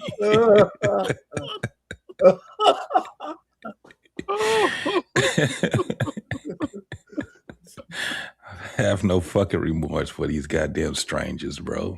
I don't know nothing about that. What did she do to make him uppercut her that way? She hit him first. No, I'm being facetious when I say that. Yeah. What did she do to make him uppercut her in the manner that he did? That uppercut came with a lot of angst and hate. He was trying to knock her block off. He was trying to make a point. So whatever it was that she said to him, it is what it is. Did she hit him first? Because maybe I missed that. I wouldn't give a goddamn. I won't give a goddamn. She ain't my goddamn daughter. All right, here we go. You ready? You looking, R-Pain? Yeah, I'm looking. Oh, yeah. Oh. Finish her. That's crazy. Flawless victory. Listen, we're in a situation. I'm telling you, man, we're in a time where men ain't saying, "I'm gonna hold your wrist no more." Well, I mean, they want equal rights. Yeah, equal lefts. Yeah, equal lefts, equal rights. I mean, you put your hand on a man, you expect to get keep reaction. your hand to yourself. Keep your hands to yourself. And if you in front of a man, ma'am, you do understand that you can't beat. I don't give a fuck if that nigga was 5'5" even, 100 and 100 even. Stay the fuck out his face. Walk the fuck off. If you stand up to a man, especially if you put your hands on him, be expecting what you just saw. That uppercut was, that nigga looked like an MMA fighter. Look, every man ain't Don Julio. Every man ain't gonna sit back and be like, "Oh, okay, baby, I know you. I'm bigger than you. I'm gonna do not protect you." Shit, he sat down on that punch. Hey, someone knock your block off like he playing like he's Mario. He was trying to hit like he was hitting that Mario button. Boop, get that star. But so how do y'all feel about JT first? How do you feel about the young lady? What she said? She said, "Hey, women want protection, but they're like the NWA. They're like the thugs. They like the men on the yard." It's just the fact that she had a weave on and she had titties. We've been talking about this shit for the longest. They was telling us, boy, bye, boy, get the fuck out of my face. Let me tell you something. My heart has grown a lot colder having these conversations with these women, observing these conversations, how these women, the way that they talk to us when they on these fucking panels, when they in real life, all of these things. My heart has grown fucking cold. I don't care. I don't care. I'm gonna tell you right now. I'm at the point right now. I don't give a fuck. I will walk right past that. I will walk right through the goddamn fight. Excuse me, y'all. Continue. I think a lot of people like that. But JT, we're supposed to protect our women. JT. Hey, I'm not putting my hands on a woman though like that. I ain't going to jail. The smartest option would be for you to walk right by it because we've seen. As a matter of fact, it just happened. I want to say it happened last month. A guy intervened in a domestic violence situation. And got deleted. He got deleted. So I actually seen that in real life. Yeah, it's outside Chicago. I tell guys all the time, you mind your business. You can call 911. If you really want him something, just call 911. But whatever you do, don't go over there. I mean, we saw the two brothers that went over for their sister. And he got both of them. He got both of them. Yeah. Got both of them. So, and you don't even know the circumstances behind it. And the truth of the matter is there is a contingent of women, not all of them, but there is a contingent of women that do see you as dispensable as a man. They see you as not disposable as a man. Yep. So Trey, they don't care that your life is there. I'll put it to you this way. I've said it before. I do believe that men should protect women. I will stand on that. I do believe that men should protect women. But protection comes with authority. If I am assigned to protect you and I tell you that this is what needs to be done to keep you safe, you have to do it. You're right. And sometimes that may come at your own detriment, something that you may not want to do. Sometimes Like I have to protect you from you. Like don't wear the outfit outside. That is. But I have a daughter. I would never want my daughter to be with a man who doesn't think that it is his responsibility to protect her. It is your responsibility. That's what you're signing up for. It's your responsibility to protect her. But I will also tell him, if you tell my daughter to do something that would save her or protect her and she chooses not to, put her back in the box and return her back home. I'll take care of it. Yeah. Because they have to at least listen. We're dealing with women now who are telling you, I know better than you, so I don't need your protection. And we had this conversation, what was it, last week? I think it was a topic last week you had. We talked about it where, do women need men? Yeah, you need us when the shit hits the fan. When the shit gets real, they start looking around. It ain't no men around. Or what do they say? I guarantee you in that video that we just watched, if we watched it a little bit longer, there's a woman in there somewhere saying there's men standing around and the men didn't do anything.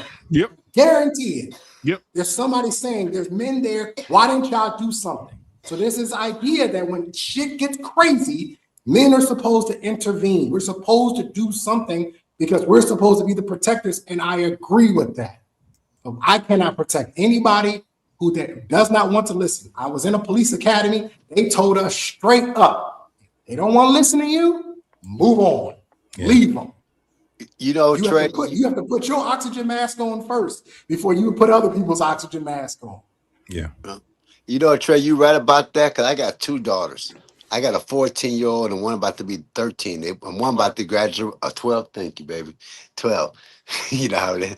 But whoa. Whoa.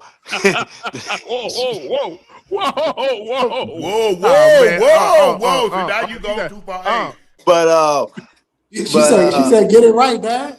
Yeah, right. Did it? But one's getting ready, graduate from middle school to high school, and I teach my daughters, don't put your hands on no man out of nowhere, because because everybody is not Romeo. You get what I mean? Everybody not Casanova. Some of them, the young knees will knock you out, block out, and I hate that to come over and take care of that business. Also, I agree with the fact that the matter is this, is when you get old enough and you get married to a man, he's taking my responsibilities over that.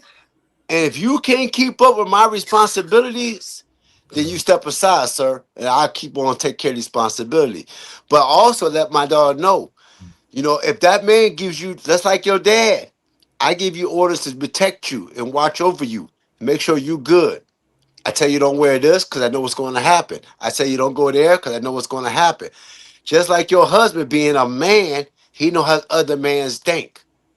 So if he tell you, no, baby, don't wear that because it's going to cause problem, you should look at him and say, okay, because he's protecting me, and I don't want nothing to happen to him. Because if I go out there wearing this and some idiot say something to me, and then he got to step up and take care of me and watch and protect me, then I won't put him in danger where I might end up losing him. So I teach my daughter also that now if there's something you disagree with your husband, come to me later on and talk to me. And I'll tell you or give you advice on, not tell you, but give you back, because that is your husband now. He took that responsibility over. But all that putting your hand, if you put your hands on a man, expect to get hit back. Because me, personally, I tell her, I'm not hitting no female because I live in Iowa and they put brothers under the jail for that. So I don't care if she beat you up with a baseball bat. they put you in the jail for that. So I ain't going to jail for nobody. So Iowa reminds you that this is America.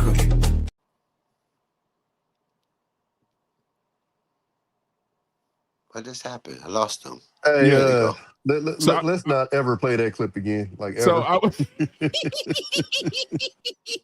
So listen. So Tommy, did you get a chance to see the video? Yeah, no, I saw it. I was giving my son a bad. That's The why I hopped man, up. the But no, I man hit watched it. the girl Yeah, hit I on saw girl. it. Okay. I saw it. Real Classic posted really. I guess I'm gonna have to be like the simp on the panel. I ain't find that shit funny. I probably would have jumped in. Once he hit her back, cool. Once she on the ground, we got problems. Um, Me, you, JT, 100 Watts, we've been around this motherfucker for about 5, 6 years. The reason why you don't see me on these panels as much as like y'all are is because of what JT just said. I don't want to be jaded. Because in the real world, women don't treat me the way I see women treat niggas on these panels. In the real world, I am respected. In the real world, women don't talk to me any other type of way.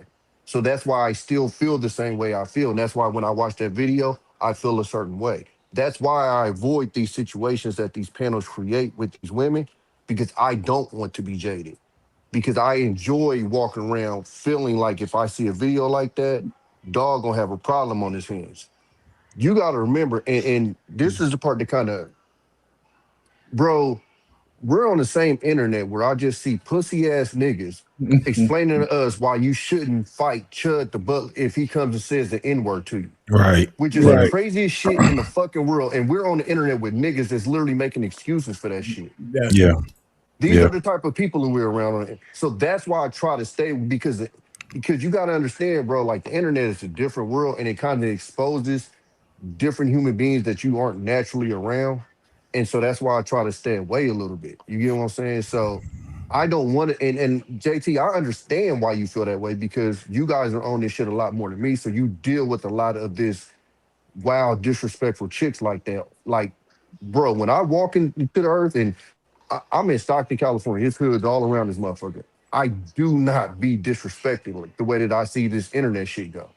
And I don't know, maybe, I mean, well, I know it is that. In person, shit's a lot different. It's easy to do the shit through a screen. It's harder to do it in person. But when I'm walking amongst this earth, black, white, it don't matter. Women don't talk crazy to me like that. They don't. But you don't got to be jaded to be on game, though. What do you mean? I mean, because like I hear what you're saying. Like you're not jaded by the perspective of what you're hearing on the internet. You know what I'm saying? Like I do understand that, but at the same time, like you not green. Like you do understand. Like this shit still happens out here. It don't happen to you, but you've been What I'm around saying, well enough to listen know what that I'm this saying. shit's still out here. I understand that, but when JT said he's jaded, I feel like a lot of that is due to this internet shit. I don't think JT in his real world is going around and females is just disrespecting him like that. A lot of that shit is this panel shit where these bitches get to talking crazy as fuck. Yep. Motherfuckers is and motherfuckers is overly passionate about subjects that don't really fucking matter that much. And they get to barking off and going crazy and y'all. We see niggas that do it. So why don't y'all expect females to do it? Like we literally see niggas up here that can't keep their fucking cool in the conversation. And then we're surprised that women are getting disrespectful. So even in go ahead, Trey. just in your regular life, not even you specifically, just in your life, you don't see women do the things that the internet portrays them to do. That doesn't happen. I see it as a minority, not a majority. And what I think happens is the internet blows it up. The internet projects extremes, right? So I remember I had this conversation, I think years ago. I don't know if you remember this, Black Man. He was talking about these chicks in Walmart that was wearing this crazy shit. And everybody on the panel was like, this happens all the time. And I said, if it happened all the time, we wouldn't be talking about it right now. The reason why we're talking about it is because that's an extreme. And I think what happens with the internet is it kind of fuzzes the line between extremes and norms. And because the extreme is pushed out there so much, we start to think is this norm. Think about it. We think every nigga in the hood is a gangster, when literally the overwhelming majority are just regular motherfuckers. But because the internet is only going to push the niggas that's out there doing that shit, you think the whole hood is doing it. I was in the hood my whole life. Somebody tried to break into my house one time. The entire time I lived in the hood. So let me ask Trey. Go ahead, my man. So let me ask Trey this. So as Trey being the only police officer on the panel, so Trey, can you relate to what Tommy B is saying, or in your experience, when you went on a call as a police officer, was this the minority of domestic violence cases, or was it the majority of cases where women were punching niggas in the face and being disrespectful to men. And like, what is your experience as a police officer? So my experience is a little bit different because our jurisdiction is different. So where he talked about Iowa, we didn't do what Iowa did. We took the aggressor. So whoever started it went. Then that was the end of it. So when we did our investigation, let's say that our Payne and his wife got into a little scuffle. And during the course of our investigation, it was found that she, and this happened a lot, she mushed him or pushed him upside his head first. And that was what started the physical conflict between the two of them. She got taken. He didn't. Even though when we got there, he might have beat the hell out of her. He wins the fight. DC didn't operate that way. So I have to say that with just a little bit of, we didn't do things. Now you go down south, if you in Georgia, it's a completely different. They don't, the man is always guilty, he going, right? It just depends on where you're at. I will say this. I am not jaded from the internet. I was jaded long before I got on the internet because of the job I had. Because every night I was 3 to 4 domestic violence calls, and we were arresting women. It was mind blowing to me how many women we were locking up for domestic violence. And of course, the charges don't stick because men, they're not gonna file no charges on a woman. But it was unbelievable to me to how many women we were locking up every night. I had a female partner for 3 years too. And so, we got a lot of the domestic violence calls because I had a female partner. And so I was already jaded because, and I've said this before, law enforcement red pilled me. I was red pilled long before I got on the internet because I saw it with my own eyes. I saw women look me in the face and lie to me and cry and tell me a whole bunch of stuff that never actually happened after we do the investigation. I also had a lot of men tell bold-faced, straight-up lies, straight to my face, and would treat me like I'm an idiot, like I didn't know any better. So I saw both sides of it. And I do agree. That's why I asked Tommy, do you actually see it? And I do agree with Tommy. It is a minority. It's not everywhere.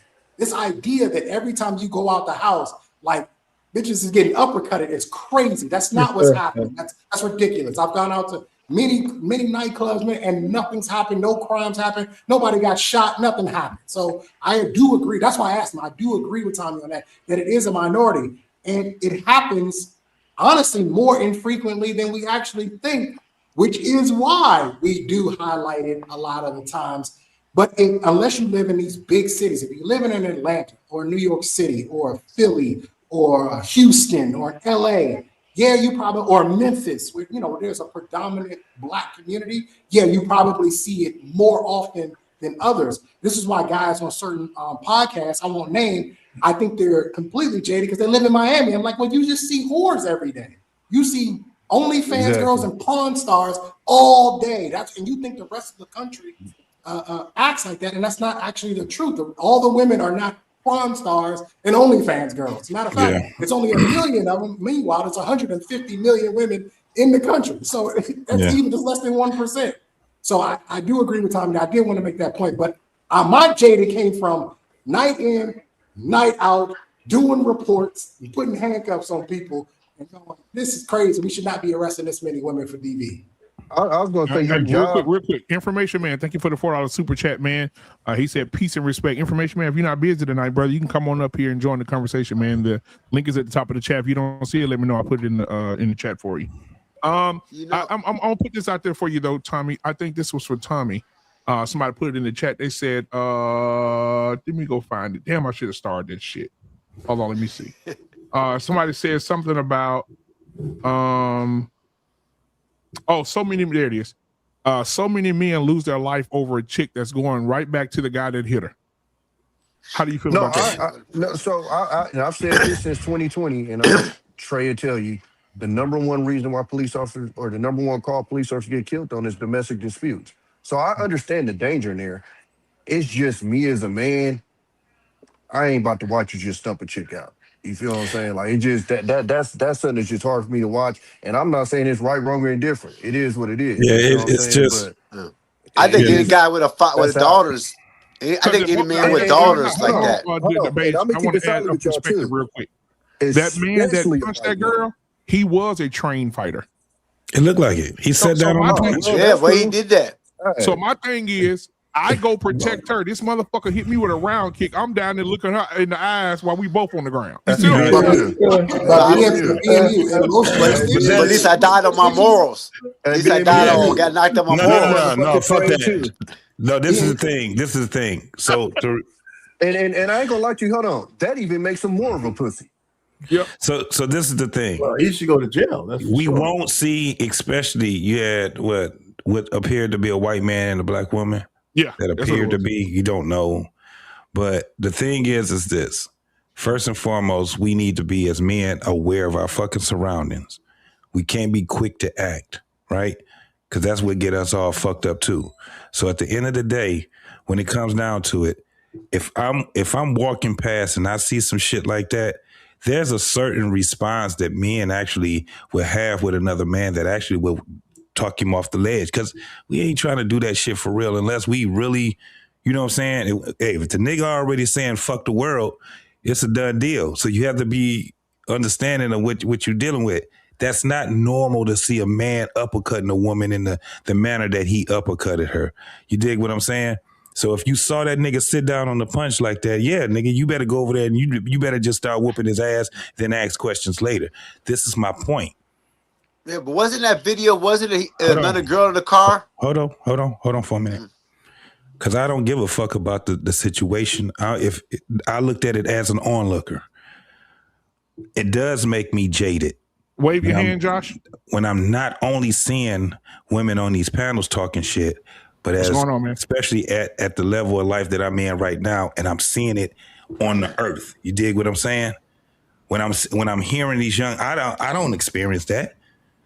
So my own experience with women, nigga, you already, Tommy, you know how we talk about how we got down, you know what I'm saying, or get down when we date women and shit like that.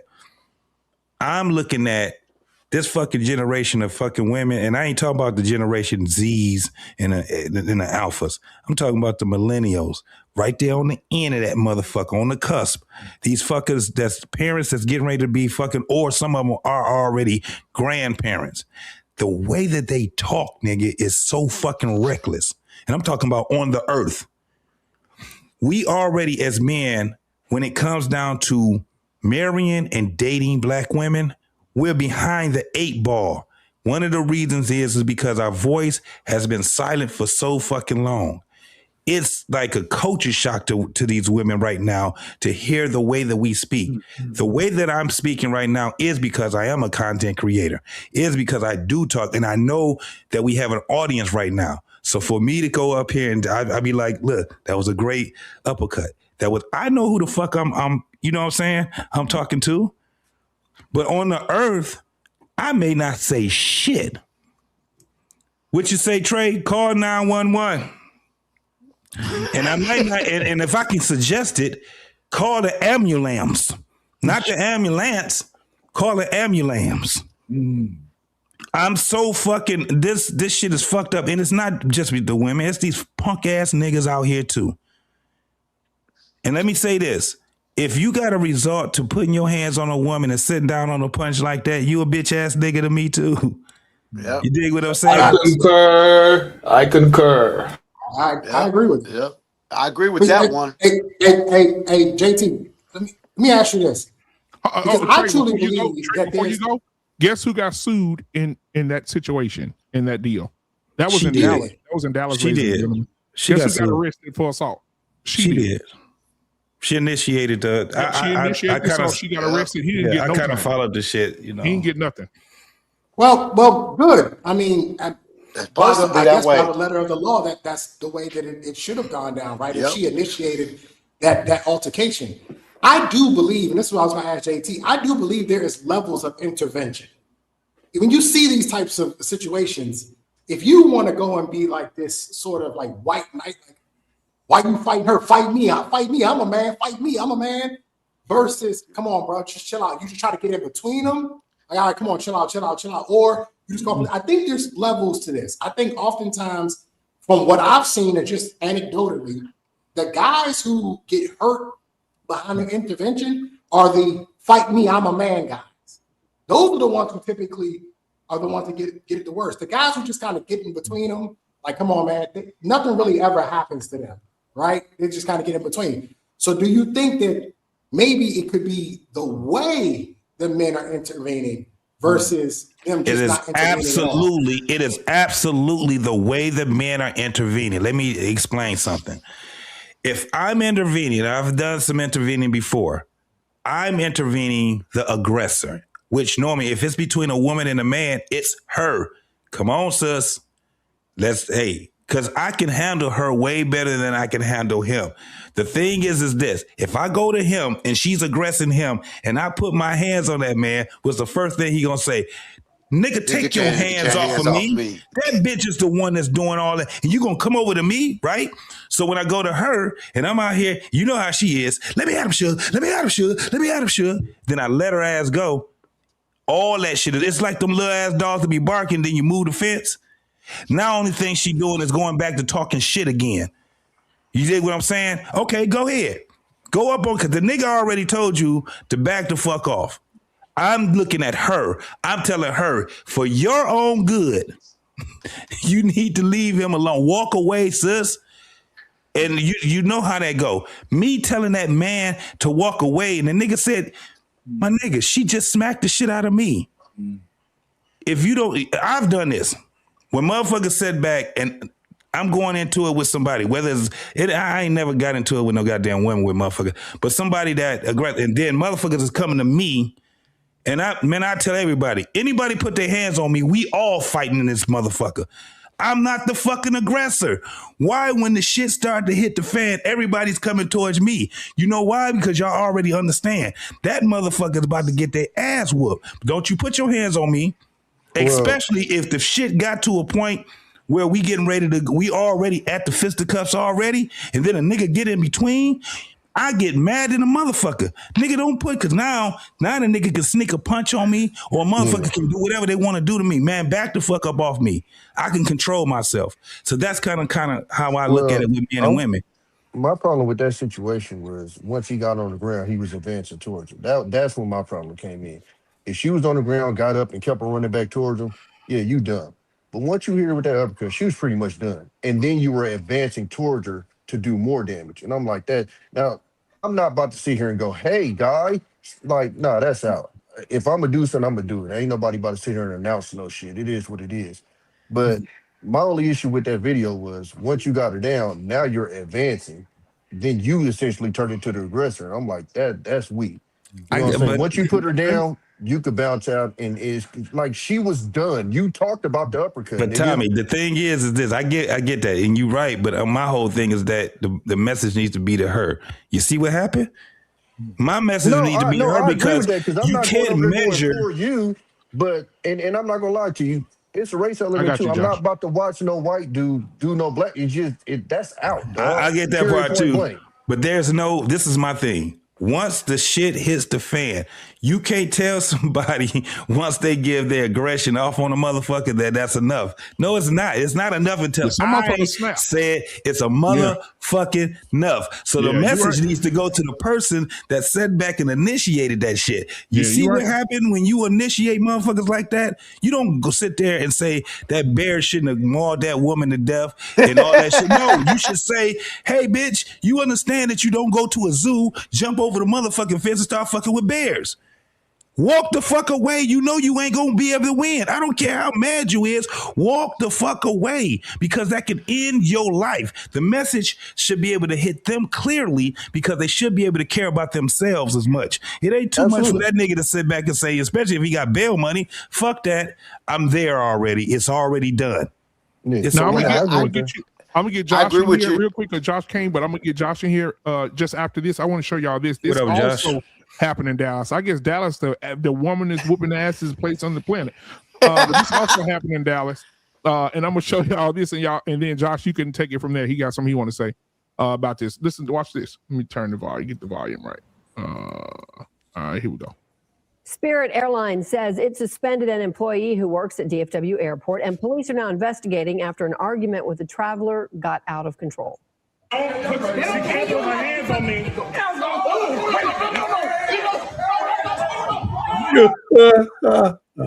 loving it. Police were not on the scene while that fight was happening. They took a report based on the accounts of the people involved, plus witnesses who recorded the video. This apparently started over a problem with the seating on a flight. Fox 4's Peyton Yeager joins us now with more. Peyton. Heather, and no one was taken into custody. Both parties involved were interviewed and released at the scene yesterday. So far, no one has been officially charged. Rest in peace, Spirit. Spirit Airlines supervisor and a traveler. Video shows them both on the ground shortly after she yelled a series of homophobic slurs at him, shoved him, and hit him inside DFW International Airport on Thursday. I'm at the Panda Express and we just hear yelling. Professional photographers' incident report released Friday. The feet separate the two. The woman is seen reaching around a few times, hitting the employee in the face. That's when he rushed her. They both fell to the ground. Police say she fell while attempting to run after hitting him, tripping over a chair.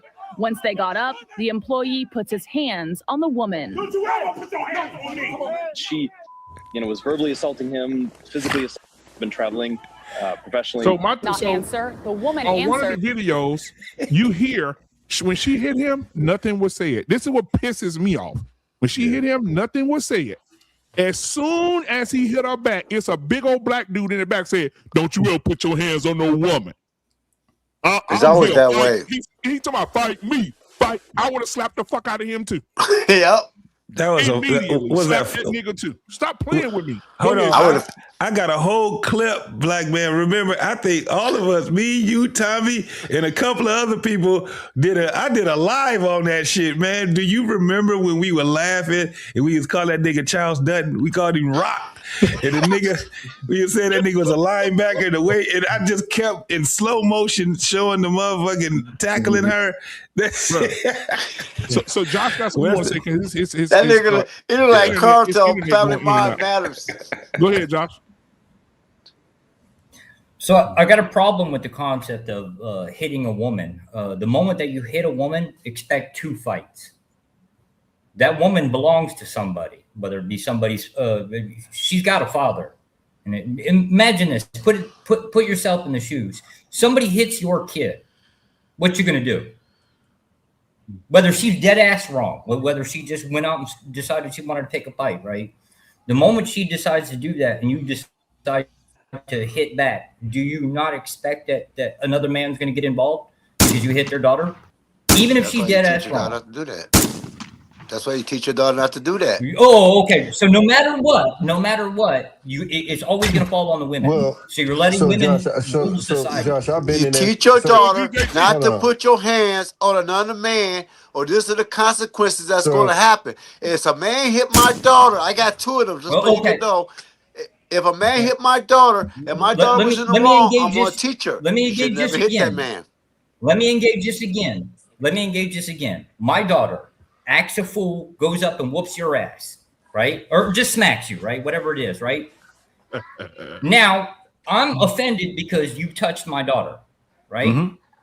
Now you had to fight her, and now you have to fight me. Why are you not offended? Hold on. I just with both y'all.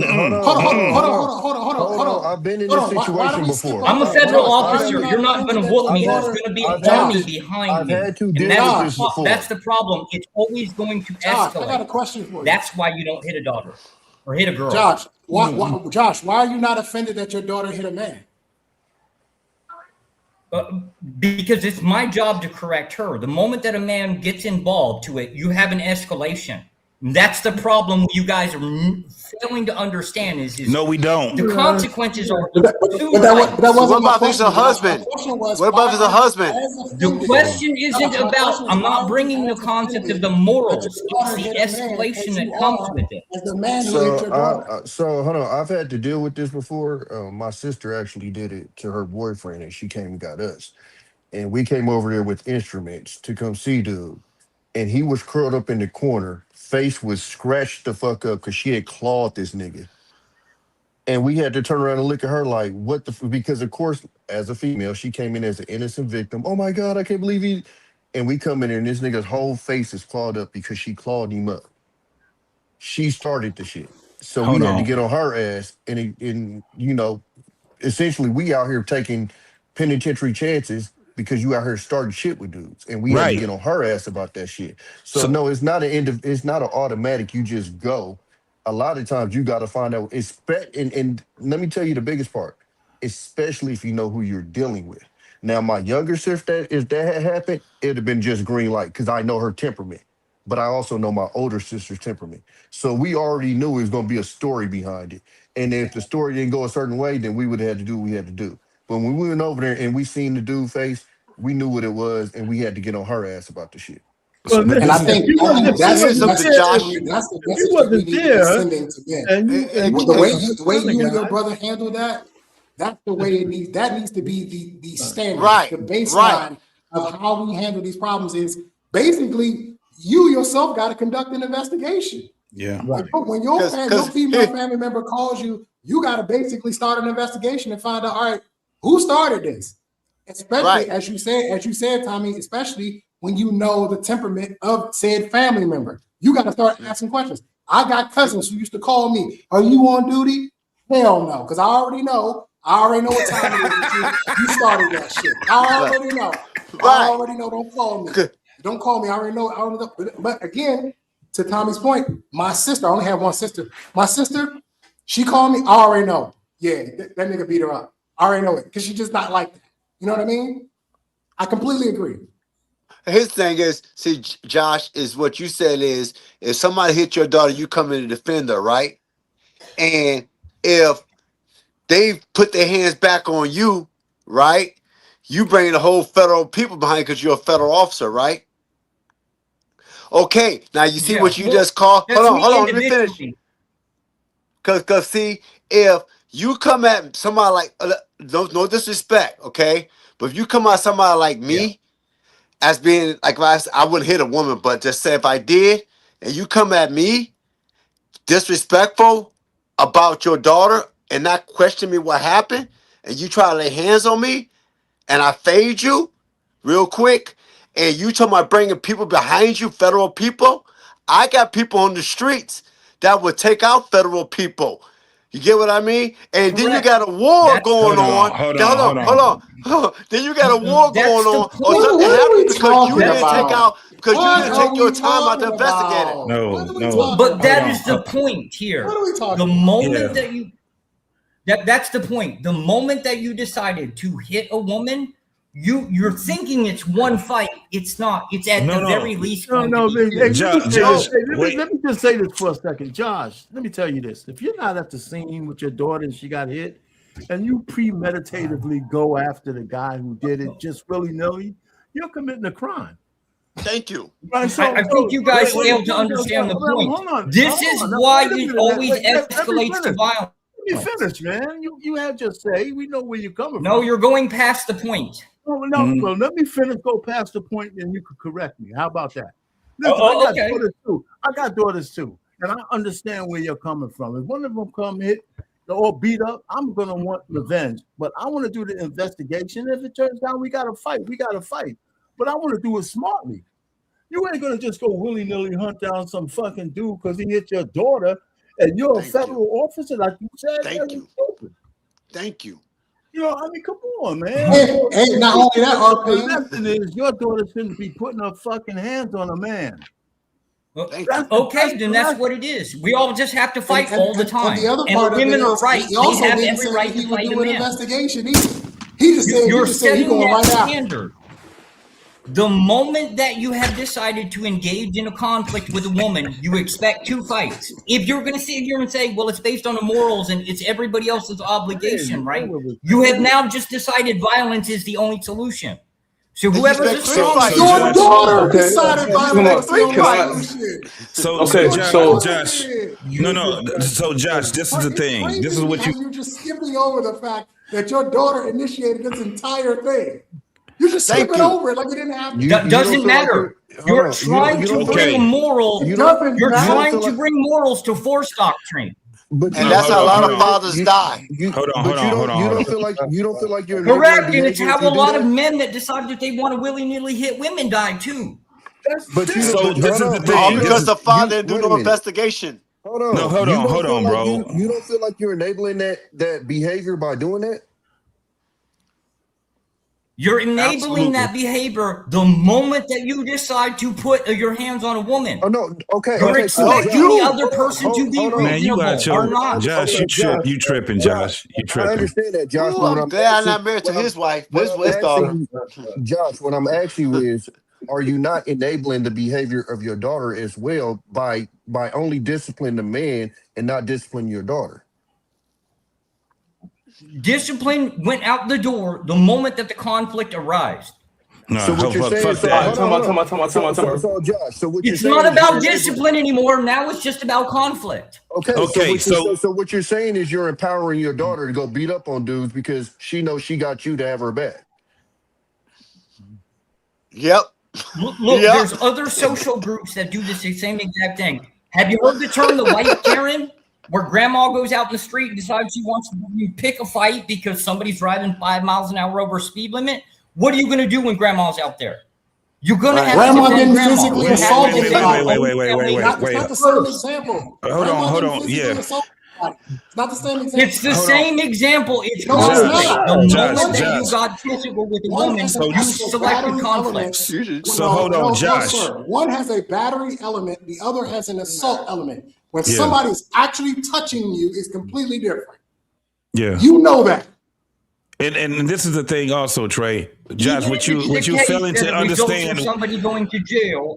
Hold on, Josh. What you failing to understand is that you are talking to a different culture of men, first and foremost. No, it has nothing to do with culture. No, it does. Let me tell you why. No, it doesn't. Man, can I say what I gotta say before y'all niggas get to shaking heads and shit? God damn.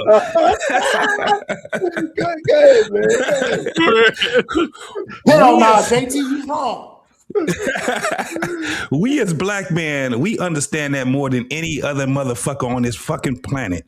When you sit there and you go out here and get us in trouble, we know for a fact that we have cemeteries full of niggas in honor of their, not daughters, because we didn't have a whole bunch of motherfuckers that called their daddy. Guess who they called?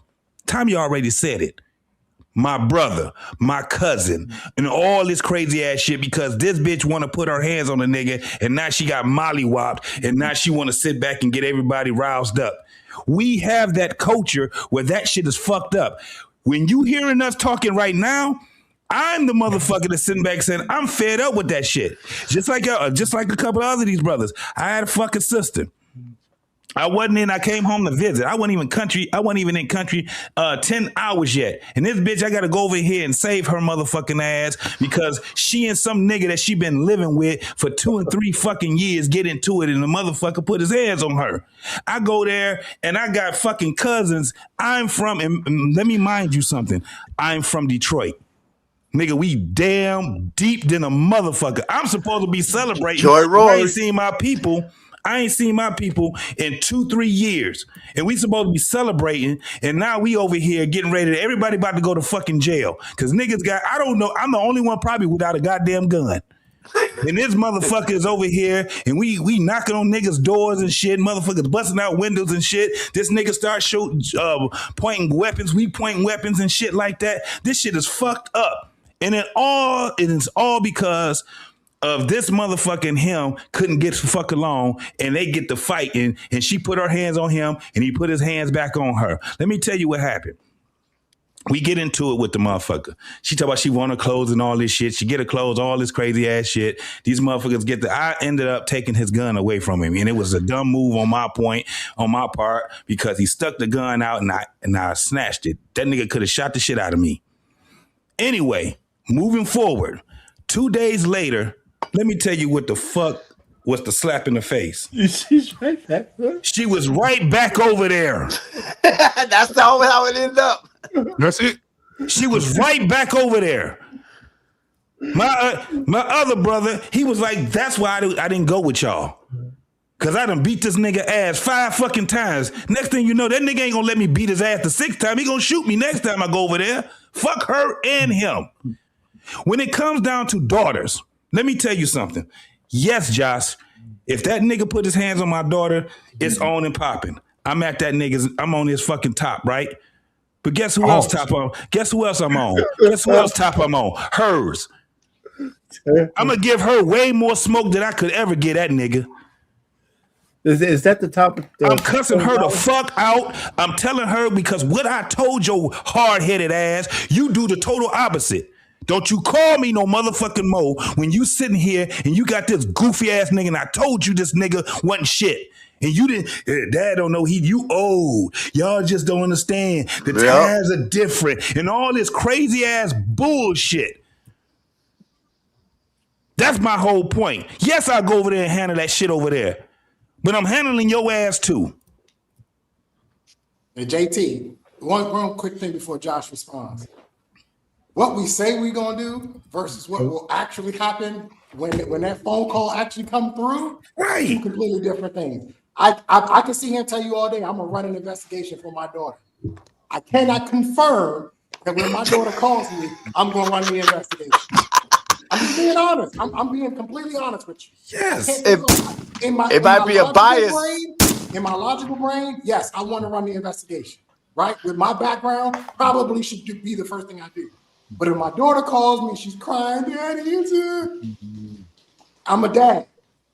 And same thing for my son. My son has called me crying before. I felt the same way. Right? Yeah. So I want to. I think, I'm not saying we should give any grace, but I think it's as I said, we need to start what Tommy said, and we have to start to teach that to be the baseline. We have to start to get men to just take a quick pause. Just take a quick pause and say, hang on, who am I dealing with here? All right, yeah. But, and I was going to say that, Trey, is your reaction is directly based off of you knowing the temperament of your kids. Again, absolutely. If you know, and maybe that's my question to you, Josh. If you know that your daughter pops off like that, if you know that your daughter is quick to hit a motherfucker, does that then change it for you? Or is it because you know that, and I don't know if you have a daughter, but if you do, okay. So if you had a daughter and you knew her temperament was to not act like that, then I think I can just say that from experience, I think your reaction is a lot different than if you have a daughter and her temperament is to pop off like that. Because again, like we said earlier in the show, this shit don't come out of nowhere.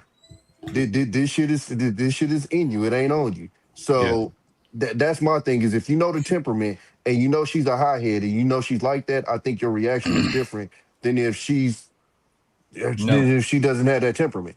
And if it's not, then you're just enabling her behavior. Because one thing a human would do is if they know that they have the power of somebody behind them, they're going to use it and abuse it. But it's accepted for. This is the thing, also, Josh. And I'm listening to what you're saying. It's accepted that you just like, fuck that. I'm balls to the wall for my daughter, right? Pause.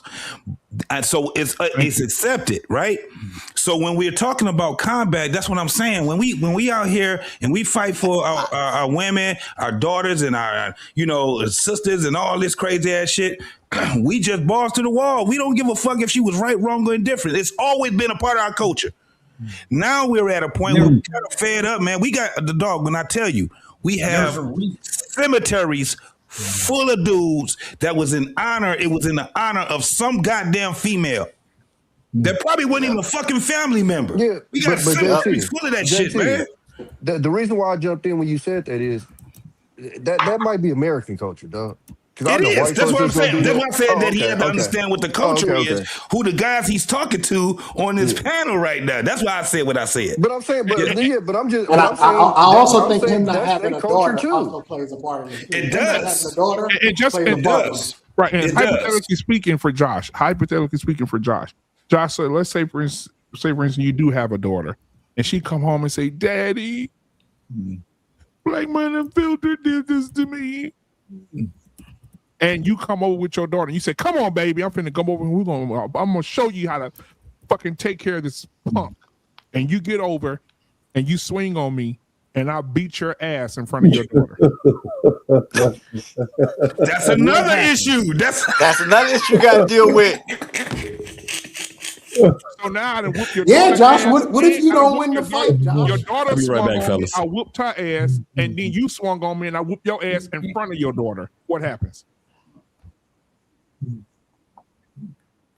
Yeah, I'm going to take a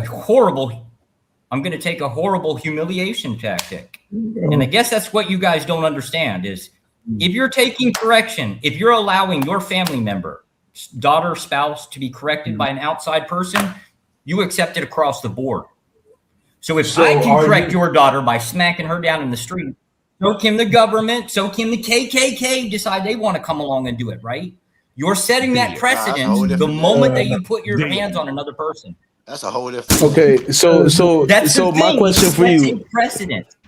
So my question for you, as a man, who has authority to correct you? As a man, another man. Okay. So you're saying that the world that we live in, the only authority to correct a woman is another woman? No, another man. A man has the exclusive authority within our society, globally speaking. So if a woman completes an indiscretion against a man, who is supposed to correct her?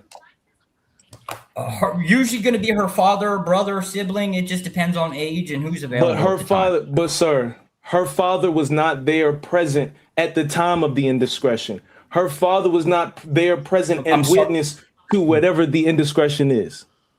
Yeah, I missed the question. Yeah, it's not available. Okay. Then the man ought to seek that out. If you on the street, random Joe Blow, runs into a situation, right, and you want her corrected, the onus is on you to seek out whoever her family is and inform them. I will tell you this, sir. As a father of 3 young girls, if my daughters are outside and they are putting their hands on someone and they get put to sleep behind it, that's something they earned. I'm not happy about it. I'm not proud of it. It's not something I'm looking forward to. I agree with Trey. My reaction to it, I can't guarantee you what it's going to be. There's an ideal reaction. There's an ideal reaction that should be correcting my daughter because she is the one that made the indiscretion. No matter what his reaction was, she created a problem. Right. I get your point. But your result of that is going to be whoever in society that is the authority at that point, you're granting them the authority over your kids. So is a man not allowed to defend himself against a woman? Is he not allowed to defend himself? Okay, time out. The matter of fact, let me give you this scenario. Let's say me and Ronda Rousey is in the middle of a club. I bump into her and I knock her drink on her jacket, and now she ready to fight. This is Ronda Rousey. She is a trained professional fighter and she wants to fight me. Am I supposed to allow her to beat my ass, or should I just go ahead and put her to sleep? What would you say is the proper reaction in that situation of her ready to be physical with me? You would basically escape it. No, you would escape the situation and seek out an authority. How in this case, am I going to No, sir. You are telling me that Okay. Time out. I'm going to set out here. Let me describe the standard that you're allowing. The moment that you allow an outside connection is, if I decide that your daughter is doing something I don't like, I'm allowed to go upside her head. What are you going to do about it? That's the standard you're accepting. Okay, so this is the difference. This is what I'm saying to you. There needs to have some kind of understanding of what transpired here. If you went against my daughter's head because you didn't like the way that she said something to you, now me and you have a problem. But if you went against my daughter's head, how do you know? But if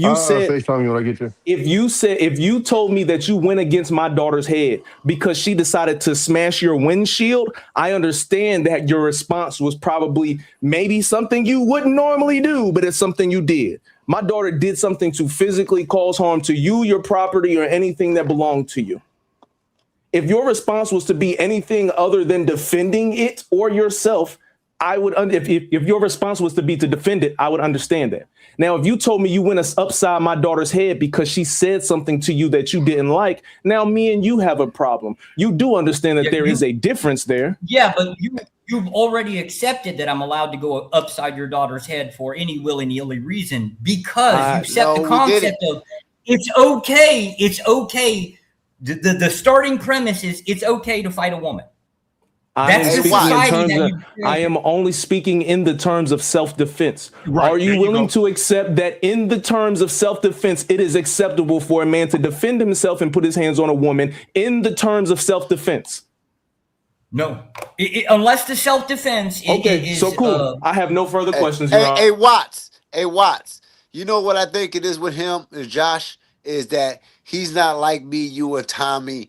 He doesn't have daughters. Because over time, as you raise daughters, you understand, you get to know your daughter. When your daughter do something, you be like, I know that. I know she's wrong there. And you get to understand that. Then you know how to take action when it comes. Because, hey, Josh, you're a Christian, right? Are you a Christian? You believe? Okay. You believe that as a father, that is your duty once you give it to the man, that he takes over your responsibility, right? Yes. Okay, so if you discipline your daughter, right, for her actions, and you don't get chastised for disciplining your daughter, and now you get that responsibility to somebody else, why are you going to try to discipline that man for what he's doing, what you get the responsibility to do? Yeah, I didn't agree to give. So I guess the parallel is I don't agree willy-nilly to allow society to. No, I don't. I don't make that agreement with society that society is allowed to correct my daughter. But you give it to another man. To another man, if she gets married, yes, it's his responsibility to protect her. It's his responsibility. But that man is not society. What you guys are talking about sets a precedence within society. Josh, so let me say this. If I'm out somewhere, Josh, I'm not going out saying, hey, look at that lady over there. She looks like she needs to get punched in the mouth. I'm not going to do that. What I'm going to do is if I'm walking around my daughter or my son and a young lady's in line, I saw this video. I think Tommy was here when I showed that video. I think it was a lady. She was like, she was fit, very fit lady standing in line. And I guess the dude walked up when she stepped out of line and wouldn't let her get her place back. She punched this man so hard, she broke his nose and his glasses and had his nose bleeding. And this man just balled up and let this woman keep beating on him. If that woman did that to me, when the authorities get there, they're going to need to find her, to find the rest of her. She's not going to punch me in my face and break my nose and keep violently punching me, and I'm not going to lay her down. She has to be down. If it's just like a rabid dog. If a rabid dog if he's rabid and he's growling, what happened to old Yeller? What happened? They loved him to death, but they had to put him down because he was rabid. I don't understand how we should sit here. I'm with Hunter. Because at what point do we defend ourselves if you get punched upside the head by a woman? Do you want to defend yourself against a woman, or do you want to defend yourself against an entire family? Fuck that family. I can do both of them. Then there you go. We're back to the old truth 300 years ago. That's the point. The problem is, if I know you coming, then it's probably gonna be night for you, G. Like, thank you. That's how I was playing to him earlier. It just is. That's how I was playing to him earlier. And that's exactly right, Tommy. Let's get this understood, Hunter Watts. Ronda Rousey is breaking each and every last one of our arms. We ain't doing shit. We're going in an arm bar and we're going to the hospital after, nigga. It's a wrap. Right. Okay, and I understand that. But even if she break my arm, I might be able to hit her with a bang bang real quick before she catch me. I'm just saying. She gonna have to take something on the way down. That's all. Tommy, that's all I'm saying. You probably taking that L, G. But Tommy, did you see when Ronda Rousey told old boy, if you last 1 minute in the ring with me, I'll give you some pussy? That's what she told him. If you last 1 minute in the ring with me, I'll give you some pussy. And did he hit? No. She beat his ass. Listen, hey, it's sometimes you just gotta chuck your you understand. Listen, Ronda Rousey is putting me in the hospital, and that's just that. You know what I'm saying? Ronda Rousey gets shot. Fuck that. Yeah. We just play like that. I'm stabbing the shit out that broad, man. You know I'm stabbing. I'm gonna shoot you in your foot. Get the fuck off somewhere. I'm not taking that L. Vera, I'm gonna tell her saying she whipped my ass. Fuck that. But Josh, I'll say, Vera, put the knife down, Vera. I want to ask Josh this question. I'll shoot you in your pinky toe. So this question for you, Josh. If you're out and you're having a good time, you and your wife having a really good time, and a lady steps out of line, you step up, she comes back and she says, "You got in my spot." That's funny because that's her favorite fighter. And hits you in your face and breaks your nose in that moment. And she keeps punching you. Are you going to defend yourself, or are you going to let her beat your ass until somebody calls the police? You on mute, Josh. You on mute, Josh. You on mute, I want to hear Josh. this. I'm going to remove myself. Call the cops. You gonna run? How you Sue gonna her. run? No. I'm going to call. I'm going to remove myself. Call the cops. Sue her and whoever else is attached to her. Can I get my answer? I believe him. No. Because see, Trey was right earlier. You don't know what you would do in that situation, Josh. Oh no, I'm absolutely. I'm absolutely. Well, if it's me personally, right, I'm going to put her in cuffs. But if I'm not like in my situation, I'm going to remove myself from her and take as much as I can economically from her as I possibly can. What do you do when you got to arrest a female? What do you do when you got to arrest a female? Oh, in our case, I'm incredibly violent to anybody. Doesn't matter who. Hold on, fellas. Just like I told Josh, is a beautiful thing. Just like I told Josh, he has to be aware of who his surroundings. You need to be aware of who you're talking to. That badge is a beautiful thing, man. That badge is beautiful. Be aware you should be ashamed of yourself, not stand. And this is what's crazy. I'm incredibly violent with anybody, but yet we're in a country where you're innocent until proven guilty. So that means you've been violent to innocent people. That's crazy. I would 100% enact violence under any command that's refused. And in my department, they don't give non-lethal. I thought you was a gentleman. Not as a cop. I'm not. Josh, how tall are you, Josh? 6'1". Okay, so we're the same height. So let me ask you this. So if you're pulling me over and you say, "I'm going to arrest you, BMU," and I said, "I'm not going nowhere," you're telling me that you have enough skill set to bring me down and put handcuffs on me. Me. It's not a skill set. It's a tool system. Government authority is based on tools, not based on like the individual. So if I believe, like if I'm standing toe to toe to you and I don't believe I can take you, you call back up. You kept it wild. No. That's just how it works, right? So that's why I say you got to understand who you talking to, because this is the thing. One thing I know about cops is they always say this shit. This is a good word. Where Trey go? Okay, where you go, Trey? Am I lying, Josh? Okay. But this be my thing. Okay is no, but listen. The word "okay," cops use it a lot. Cops will use it a lot, especially when they say, "Hold on, let me keep it from escalating." Okay, the word "okay," that motherfucker is a great word. Okay, and they will talk to you calmly, and while they're talking to you, they patching in back up. Once the backup get there, nigga is on and popping.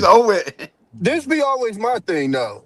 If I'm 100% innocent, I ain't do nothing. Why the fuck would I be inclined to even listen to you?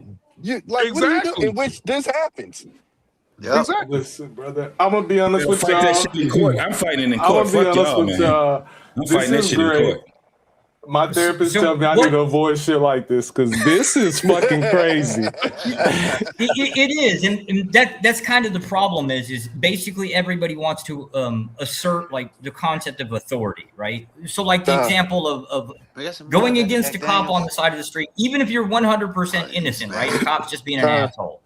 Which you're trying to assert some type of authority. The same way that when a woman decides to strike you, you're asserting your authority over her correction, right? You want to be the one to discipline her. That's a very dangerous scale in our society because we don't all agree. Two families don't agree on what's effective discipline on a person. So Josh, hold on, I got Josh on the bench right now. So Josh, what you're telling me, you said earlier that you will be violent with anyone who refuses the authority, correct? Correct. Man or woman, correct? Yeah, correct. So what if you arrested my wife and she refused you because she has a right to, and you manhandle my wife? do I have a right to come fuck you over? Yeah, I have to pretty much worry about looking over my shoulder the whole time I'm walking in Walmart because you might decide you want a piece of me. Yes, it's gonna happen. We're gonna tear aisle 5 the fuck up. Correct, but that's the society. That's the society that we live in. Yeah, and so as us being men, we understand. That was my whole thing. We understand that these are the things that can happen with us. We understand as men that danger is just there, right? So like what you were saying earlier, Josh, I'm like, yeah, if a motherfucker put his hands on a woman, you were right when you said, hey, he got to think about. Not only do he got to deal with you, but he may have to deal with whoever else that you adjacent to, right?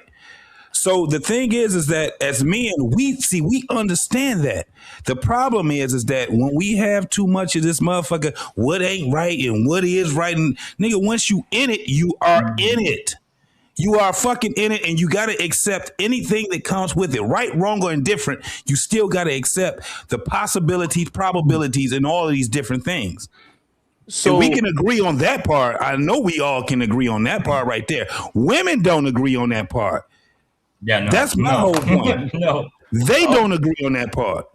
Okay, so in this conversation, I want to ask this question so I can get some understanding. In this conversation, you've been very opposed to applying force to women whenever we're talking about person-to-person situations.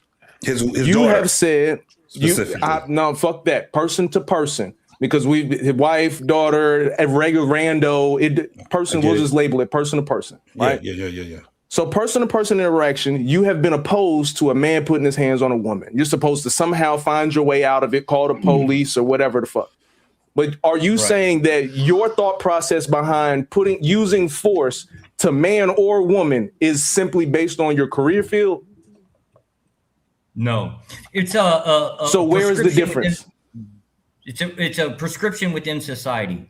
If you decide that it's okay to, like a woman comes up to you and slaps you, if you decide that you want to react with violence, right, you now have to accept the concept of everything behind society of we're all just violent, we're going to fight. So you're inevitably going to get to my, like, I guess what we call authoritarianism. However, I don't disagree with the discipline. It's just you have to define who gets to do the disciplining, right?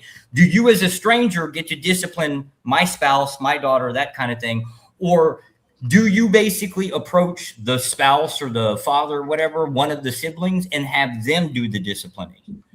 Because at the end of the day, ultimately what this boils down to is a choice between who gets to do the disciplining. Do you want the government to do the disciplining? Do you want the father to do the disciplining? Do you want this the siblings? That kind of thing. Yeah, you don't want to open that. I'll do it before I call you. No. He's right. So this is the thing. That's why we have to really listen to one another, because this is the thing. You would have men that would get into it with the woman that they with, right? Mm-hmm. She's irate. The first thing that man would want to do is get somebody to talk this bitch off the ledge before he end up being the person he got to be, right? So at the end of the day, who's doing the disciplining, right? This is the thing about men, because guess what? When we sit back and we say, you know what? I'm going to walk away and I'm going to call your mama on you. I'm going to call your dad on you. I'm going to call whoever's the most influence on you, right? Versus me sitting back and giving you all the business that I can give you right now. Who does the disciplining when we are in that situation? If you've been in that situation before, then you understand exactly, because our mind be working so goddamn much where we like, damn, do I feel like going to jail today? Is this shit going to get to an escalation where we going to be on the fucking news? Or should I just go ahead, call the authorities, walk myself away, call whoever, the family members, it's shit like that we have to actually think about. And a lot of us don't do it once we get mad. Once we're mad, it's over with. But you got to understand that you're just shaking the hands with the danger. You're shaking hands with the devil now, because now, regardless of how I feel, if I do whatever I do, I have to be able to accept the consequences that comes behind it. And I don't think a lot of people actually think about it to that point. That's why I was saying there's cemeteries full of motherfuckers that sat back, and I guarantee if they can go back and think about the things that they did, they'd be like, damn, that would have preserved my life for a little longer. Or you got people that's in prison. Even I'll give you a better one. You have people that are in prison right now, and they probably done did already 10 years of the bid that they got, and they took somebody else's life because of another person. Mm-hmm. You don't think they're thinking about that shit right now? Oh, I know that ain't gonna do that. Yeah, so it goes to a point of when we are heated, it's some things we just gonna have to accept once the shit hits the fan. One thing about men is that, and I can tell you about myself, if I make a motherfucking decision, I'm ready for whatever consequences that's gonna come with that. That's just what it is.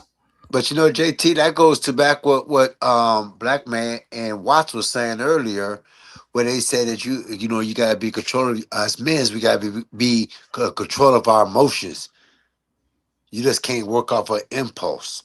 See, you know but what I being mean? right, so but being in control of your emotions, man, you actually got to practice that shit, right? I'm just, let me tell you something. Yeah, I ain't gonna be nobody's bitch. I swear to God, it ain't gonna ever happen with me. So controlling my emotions is something totally different, homie, than me being able to think things through. I'm not going to let anybody bitch me. I'm not going to let anybody come in my fucking family and act like they're the fucking authority of it. I don't give a fuck who you is. So the thing is that that's why when we, as men, we have to think about these things in our life where we're accepting of the consequences. You can talk to guys in prison right now that'll tell you, nigga, if I had a chance to do it all over again, I do it all over again, because they stuck on a principle that that's just what it is with them, right? We have to be able to accept consequences. The problem is that we got too much bitch assness in us, and it makes us turn to being, because we think about the consequences too much, where we'll say, I don't want to go to jail, so I'm just going to be this bitch ass nigga. Nope. I'm going to have to teach this bitch a lesson, and I got bail money. But see, you know, I'm gonna have to teach this nigga a lesson, and I got fucking bail, and I'm willing to go ahead and give them 2 years of my fucking life, because this is what's not gonna happen. I'm not gonna be sitting here living my motherfucking life as a bitch. But you know, take me to jail, then, dog. Fuck right, it. that come what you said, like how you just say it takes discipline. It takes years. It takes years to learn that, right? It takes years to learn how to control that. See, I learned mine's because I got locked up. If Payne and them was here to tell you, I was locked up in the Illinois State Penitentiary. Okay. So I had to learn how to control the emotions later on while I wasn't coming home. Yes. You know what I mean? And also when you said there's people in there, when you mentioned that, there's people in there like, damn, I wish I could take that shit back. Yeah. I talked to them. I was in the cell with them when them niggas in there crying. You understand exactly what I'm talking about, brother, because you done seen niggas that got like football numbers. Life. I seen life people, and I seen them when they sitting like, damn nigga, I killed somebody just an emotion of 5 seconds, and now I'm doing 1,000 years. Let me tell you too, brother. This is the thing. I've had the privilege, and I've never been in prison myself, but I got family members, man. I done had friends, all kind of people that I've talked to. I done had motherfuckers, bro, that spent their whole adult life in motherfucking prison. Mm-hmm. And when they got out, man, the shit that they told me gained my wisdom. It gained my wisdom. It helped to edify me. And the thing is that it's just going back to the point of what are we willing, and this is where I'm saying, what are we willing to do to protect the women and the children of our family, right? At the end of the day, we just built that way. All of us are built that way. Even though look, it's some niggas that's the worst of worst. It's just certain things where the motherfuckers they still got fucking principles, right? But where we at right now, the mindset we in right now, BMU, the mindset we have right now is that people are too fucking comfortable, women and men. They're too fucking comfortable. They think that this world is built around them. And this is where, and it's really fucked up right now. When we starting to see, like what I saw, 100 Watts, And my comment when I said that nigga sat down on that punch on her ass. Mm-hmm. See, a lot of people, they understand where I'm coming from because they just been hearing me because I've been on these fucking panels and shit, right? At the end of the day, I'm never one, and I got 2 daughters. And the last thing that I want to do is be in the middle of some bullshit with them and some nigga that they with, right? Mm-hmm. Now, this is the craziest part. We have to start changing our mindset, folks. We got to start changing our mindset. We have to be able to upgrade our mindset when it comes down to how this happens where women meet men. They're not meeting them through family anymore. They're not connected. They're not fucking that whole concept of that man has to be able to do what I did. You know, he has to be, and I'm giving my daughter to that man. Ain't nobody really giving their daughters to no motherfucking man. Their daughters just grabbing that motherfucking man now, right? So even if it was to a point where you say, well, that man has to be able to do what I've never did, and this is crazy, and this is in America. What, he gonna be sitting there being a weekend husband? he gonna be a husband to be able to. He gonna be a husband for 2 weeks at a time. It doesn't matter because this is the thing. As men in America, our voices have been lowered so goddamn much, bro, that we don't even have fucking authority over anything no more. That's Nothing. true. And That's now true. we're trying to take back that authority, and we're trying to figure this shit out. We're in a tangle fucking web right now that's so fucked up where the next generations, bro, it's going to take generation after generation before motherfuckers get back on track. At the end of the day, I'm looking at how this shit is. We talking about marriage and dating and all this shit. The reason why we talk about it so fucking much because we are in a deficit. We are in a big ass fucking deficit. Women don't like men don't like women.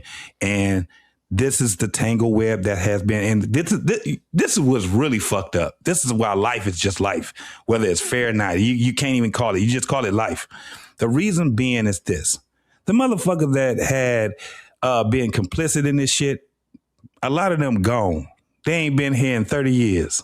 A lot of them motherfuckers died long time ago. That's why we still stuck on crazy shit. Well, slavery and Jim Crow and all this crazy ass shit that we be talking about, and when none of us was there, that shit sounds crazy as fuck. And then we try to talk about, well, you know, women, and they not dealing with this shit no more with men because women, they have the ability to make money. Hey, JT, let me ask you something. All my fucking life, let me finish this one. All my fucking life, there ain't never been a time that I ain't never seen a woman making money having a fucking job. I've lived where I saw that women did not have a fucking bank account. But let me tell you what, they had means to get that motherfucking money out that fucking bank. Yeah, I agree with Let's you. have a moment of silence for every man who tried to turn a hoe into a housewife. Okay, bow your head with me, please. There we go. And let me ask you something. What do you think created that society what you just talked about? I mean, force, the force of the world, bro. It's so much shit has happened in this world where, I mean, you gotta read books and look at documentaries and talk to motherfuckers that's been there and all kind of shit. I can't go back because if I start talking about what started it, then I'm gonna be wrong as shit. Man. This shit, we are old beings, very old. This shit is just one thing after the next. It has not been a pause. This shit is constant. Everything that we experience is a constant thing that we experience. So to understand, when we talking about what started it, we have to go to a period in time to say this is where it started, but we got to end it in this sense. Because if we go back to, I'm so tired of talking about fucking slavery, nigga, I feel like I was a goddamn slave. But I'm talking about when you was talking about the women's and they feel like they're independent and all that, right? Yeah. What do you think that caused that? Where the point where you think that was at? What do you think? You think that was like maybe like housewives or no, something like that? No, it's a multitude of things. a multitude of things. And if we get into it right now, like that's why you have to go back to the Black Man Unfiltered, giving a good shout out to him, and go and look at some of the conversations that we had. We've talked about these things in increments. You can't really talk about what started it in one fucking setting. It's a multitude of things, man. This world is very big in history. If you start reading history, you're going to understand that everybody has different prospects. For one, you have the religious prospect. You got you have the political, but then this is what a lot of people don't like to talk about too. The shit that really be moving the motherfucking world, Masonic. That's good. When you start talking about the Masonic way of living, when you start talking about this whole thing where why is everything happening the way it is, go to the Masonic. You'll find out a whole bunch of crazy ass shit. JT. Yes, sir. You see it? Masonic. So you see it? The bro. Yeah. Yes. You see it? Yes. Absolutely. So you think like all Absolutely. like you said, all of it is coming to a cluster. It's a bunch of things like feminist movement, Masonic, and all this into everything. That led to them. I agree with you on that. I believe it was all programmed like that too, and slowly set up to our women to be independent and cause these problems. I agree with you on that. That's so. So I can also say this right here. If you talk to this brother right here that's on the left of you, you will find a different perspective also. Yeah. We've had many of conversations with this brother right here. And I'm going to tell you right now, it'll blow your fucking mind. Yeah. It'll blow your and then make you start thinking a lot different than what you really think. A lot of people, this is what we have a problem with. We have entirely too many people on this planet that think just on the surface. That's why it's very hard for us to talk to a lot of people now. And I could tell you, 100 Watts, how old are you? 33. 34. I just turned 34 a couple weeks ago. It's very, very difficult for you to talk to a lot of people, isn't it? Very. I'm talking about have those conversations that's meaningful. Yeah. It's very. I interview. I'm gonna tell you this. I interview people on a regular basis. That shit is impossible. It'll blow your fucking mind, and it's not about it. And it's not about the things that happen. It's the things that people don't understand. The biggest plight that we have on this earth is that we have too many people that don't understand how the earth works. This is why we have the problems that we have. This is why we have people that sit back, like especially in the microcosm is these panels that we have.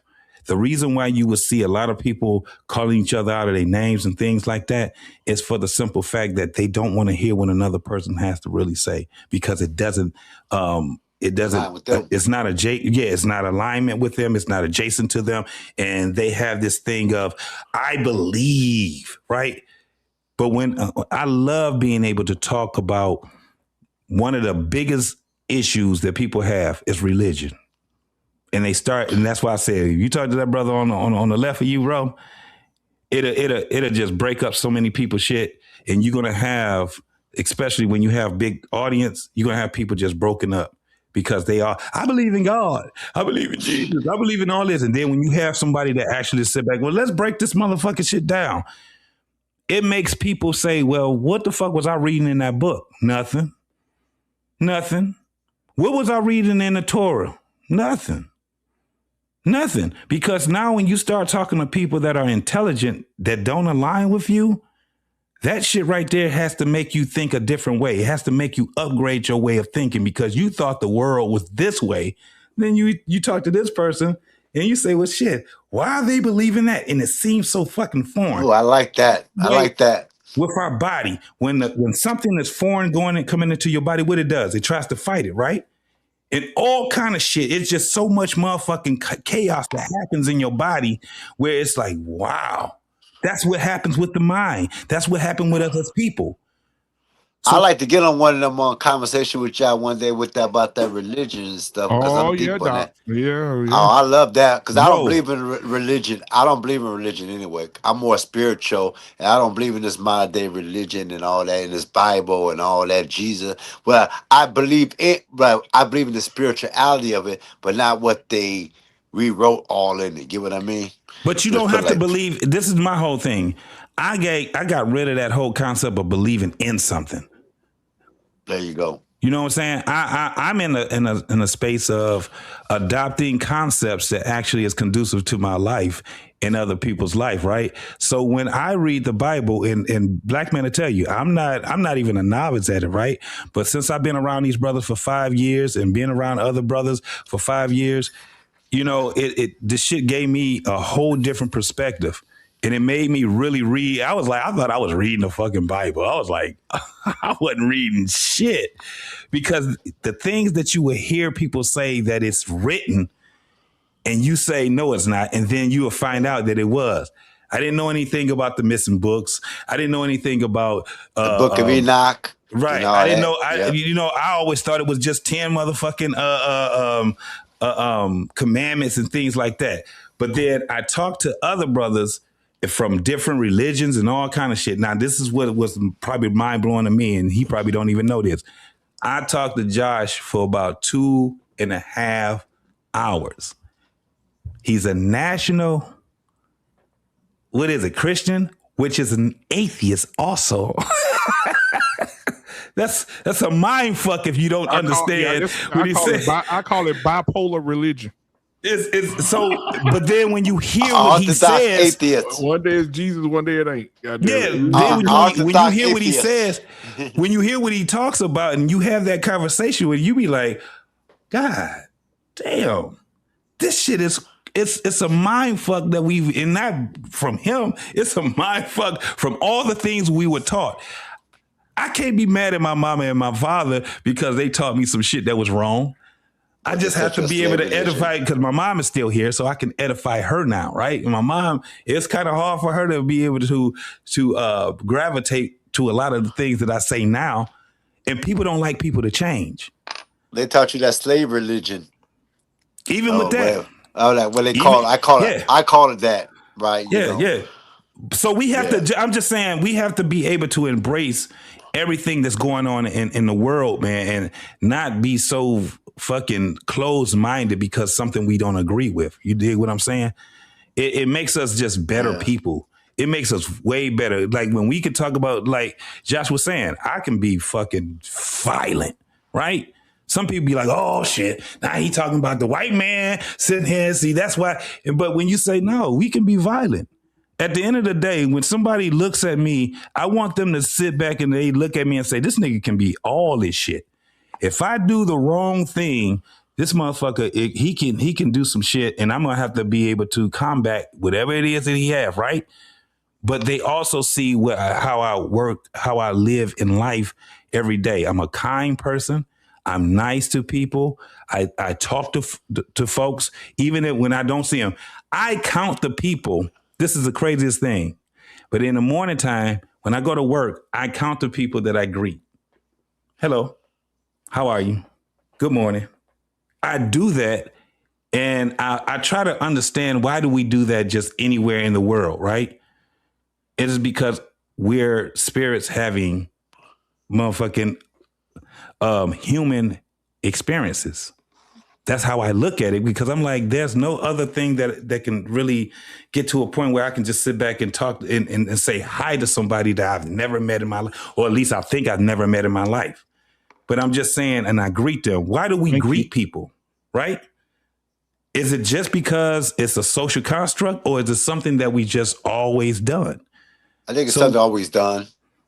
Yeah, I think so. When you have another being in your space, it's the same thing with if you seen a fucking cat or a dog that was just walked up your way. Right. You're gonna acknowledge that the fucking cat or the dog. We sometimes as humans we'll say hi to them, won't we? Hello. Yeah. I mean, just think about it. Just think about Speaking of distractions, though, JT, you walked us right into this one. Yes, the Revolutionary Pan-African Fast. What are we up to? We up to the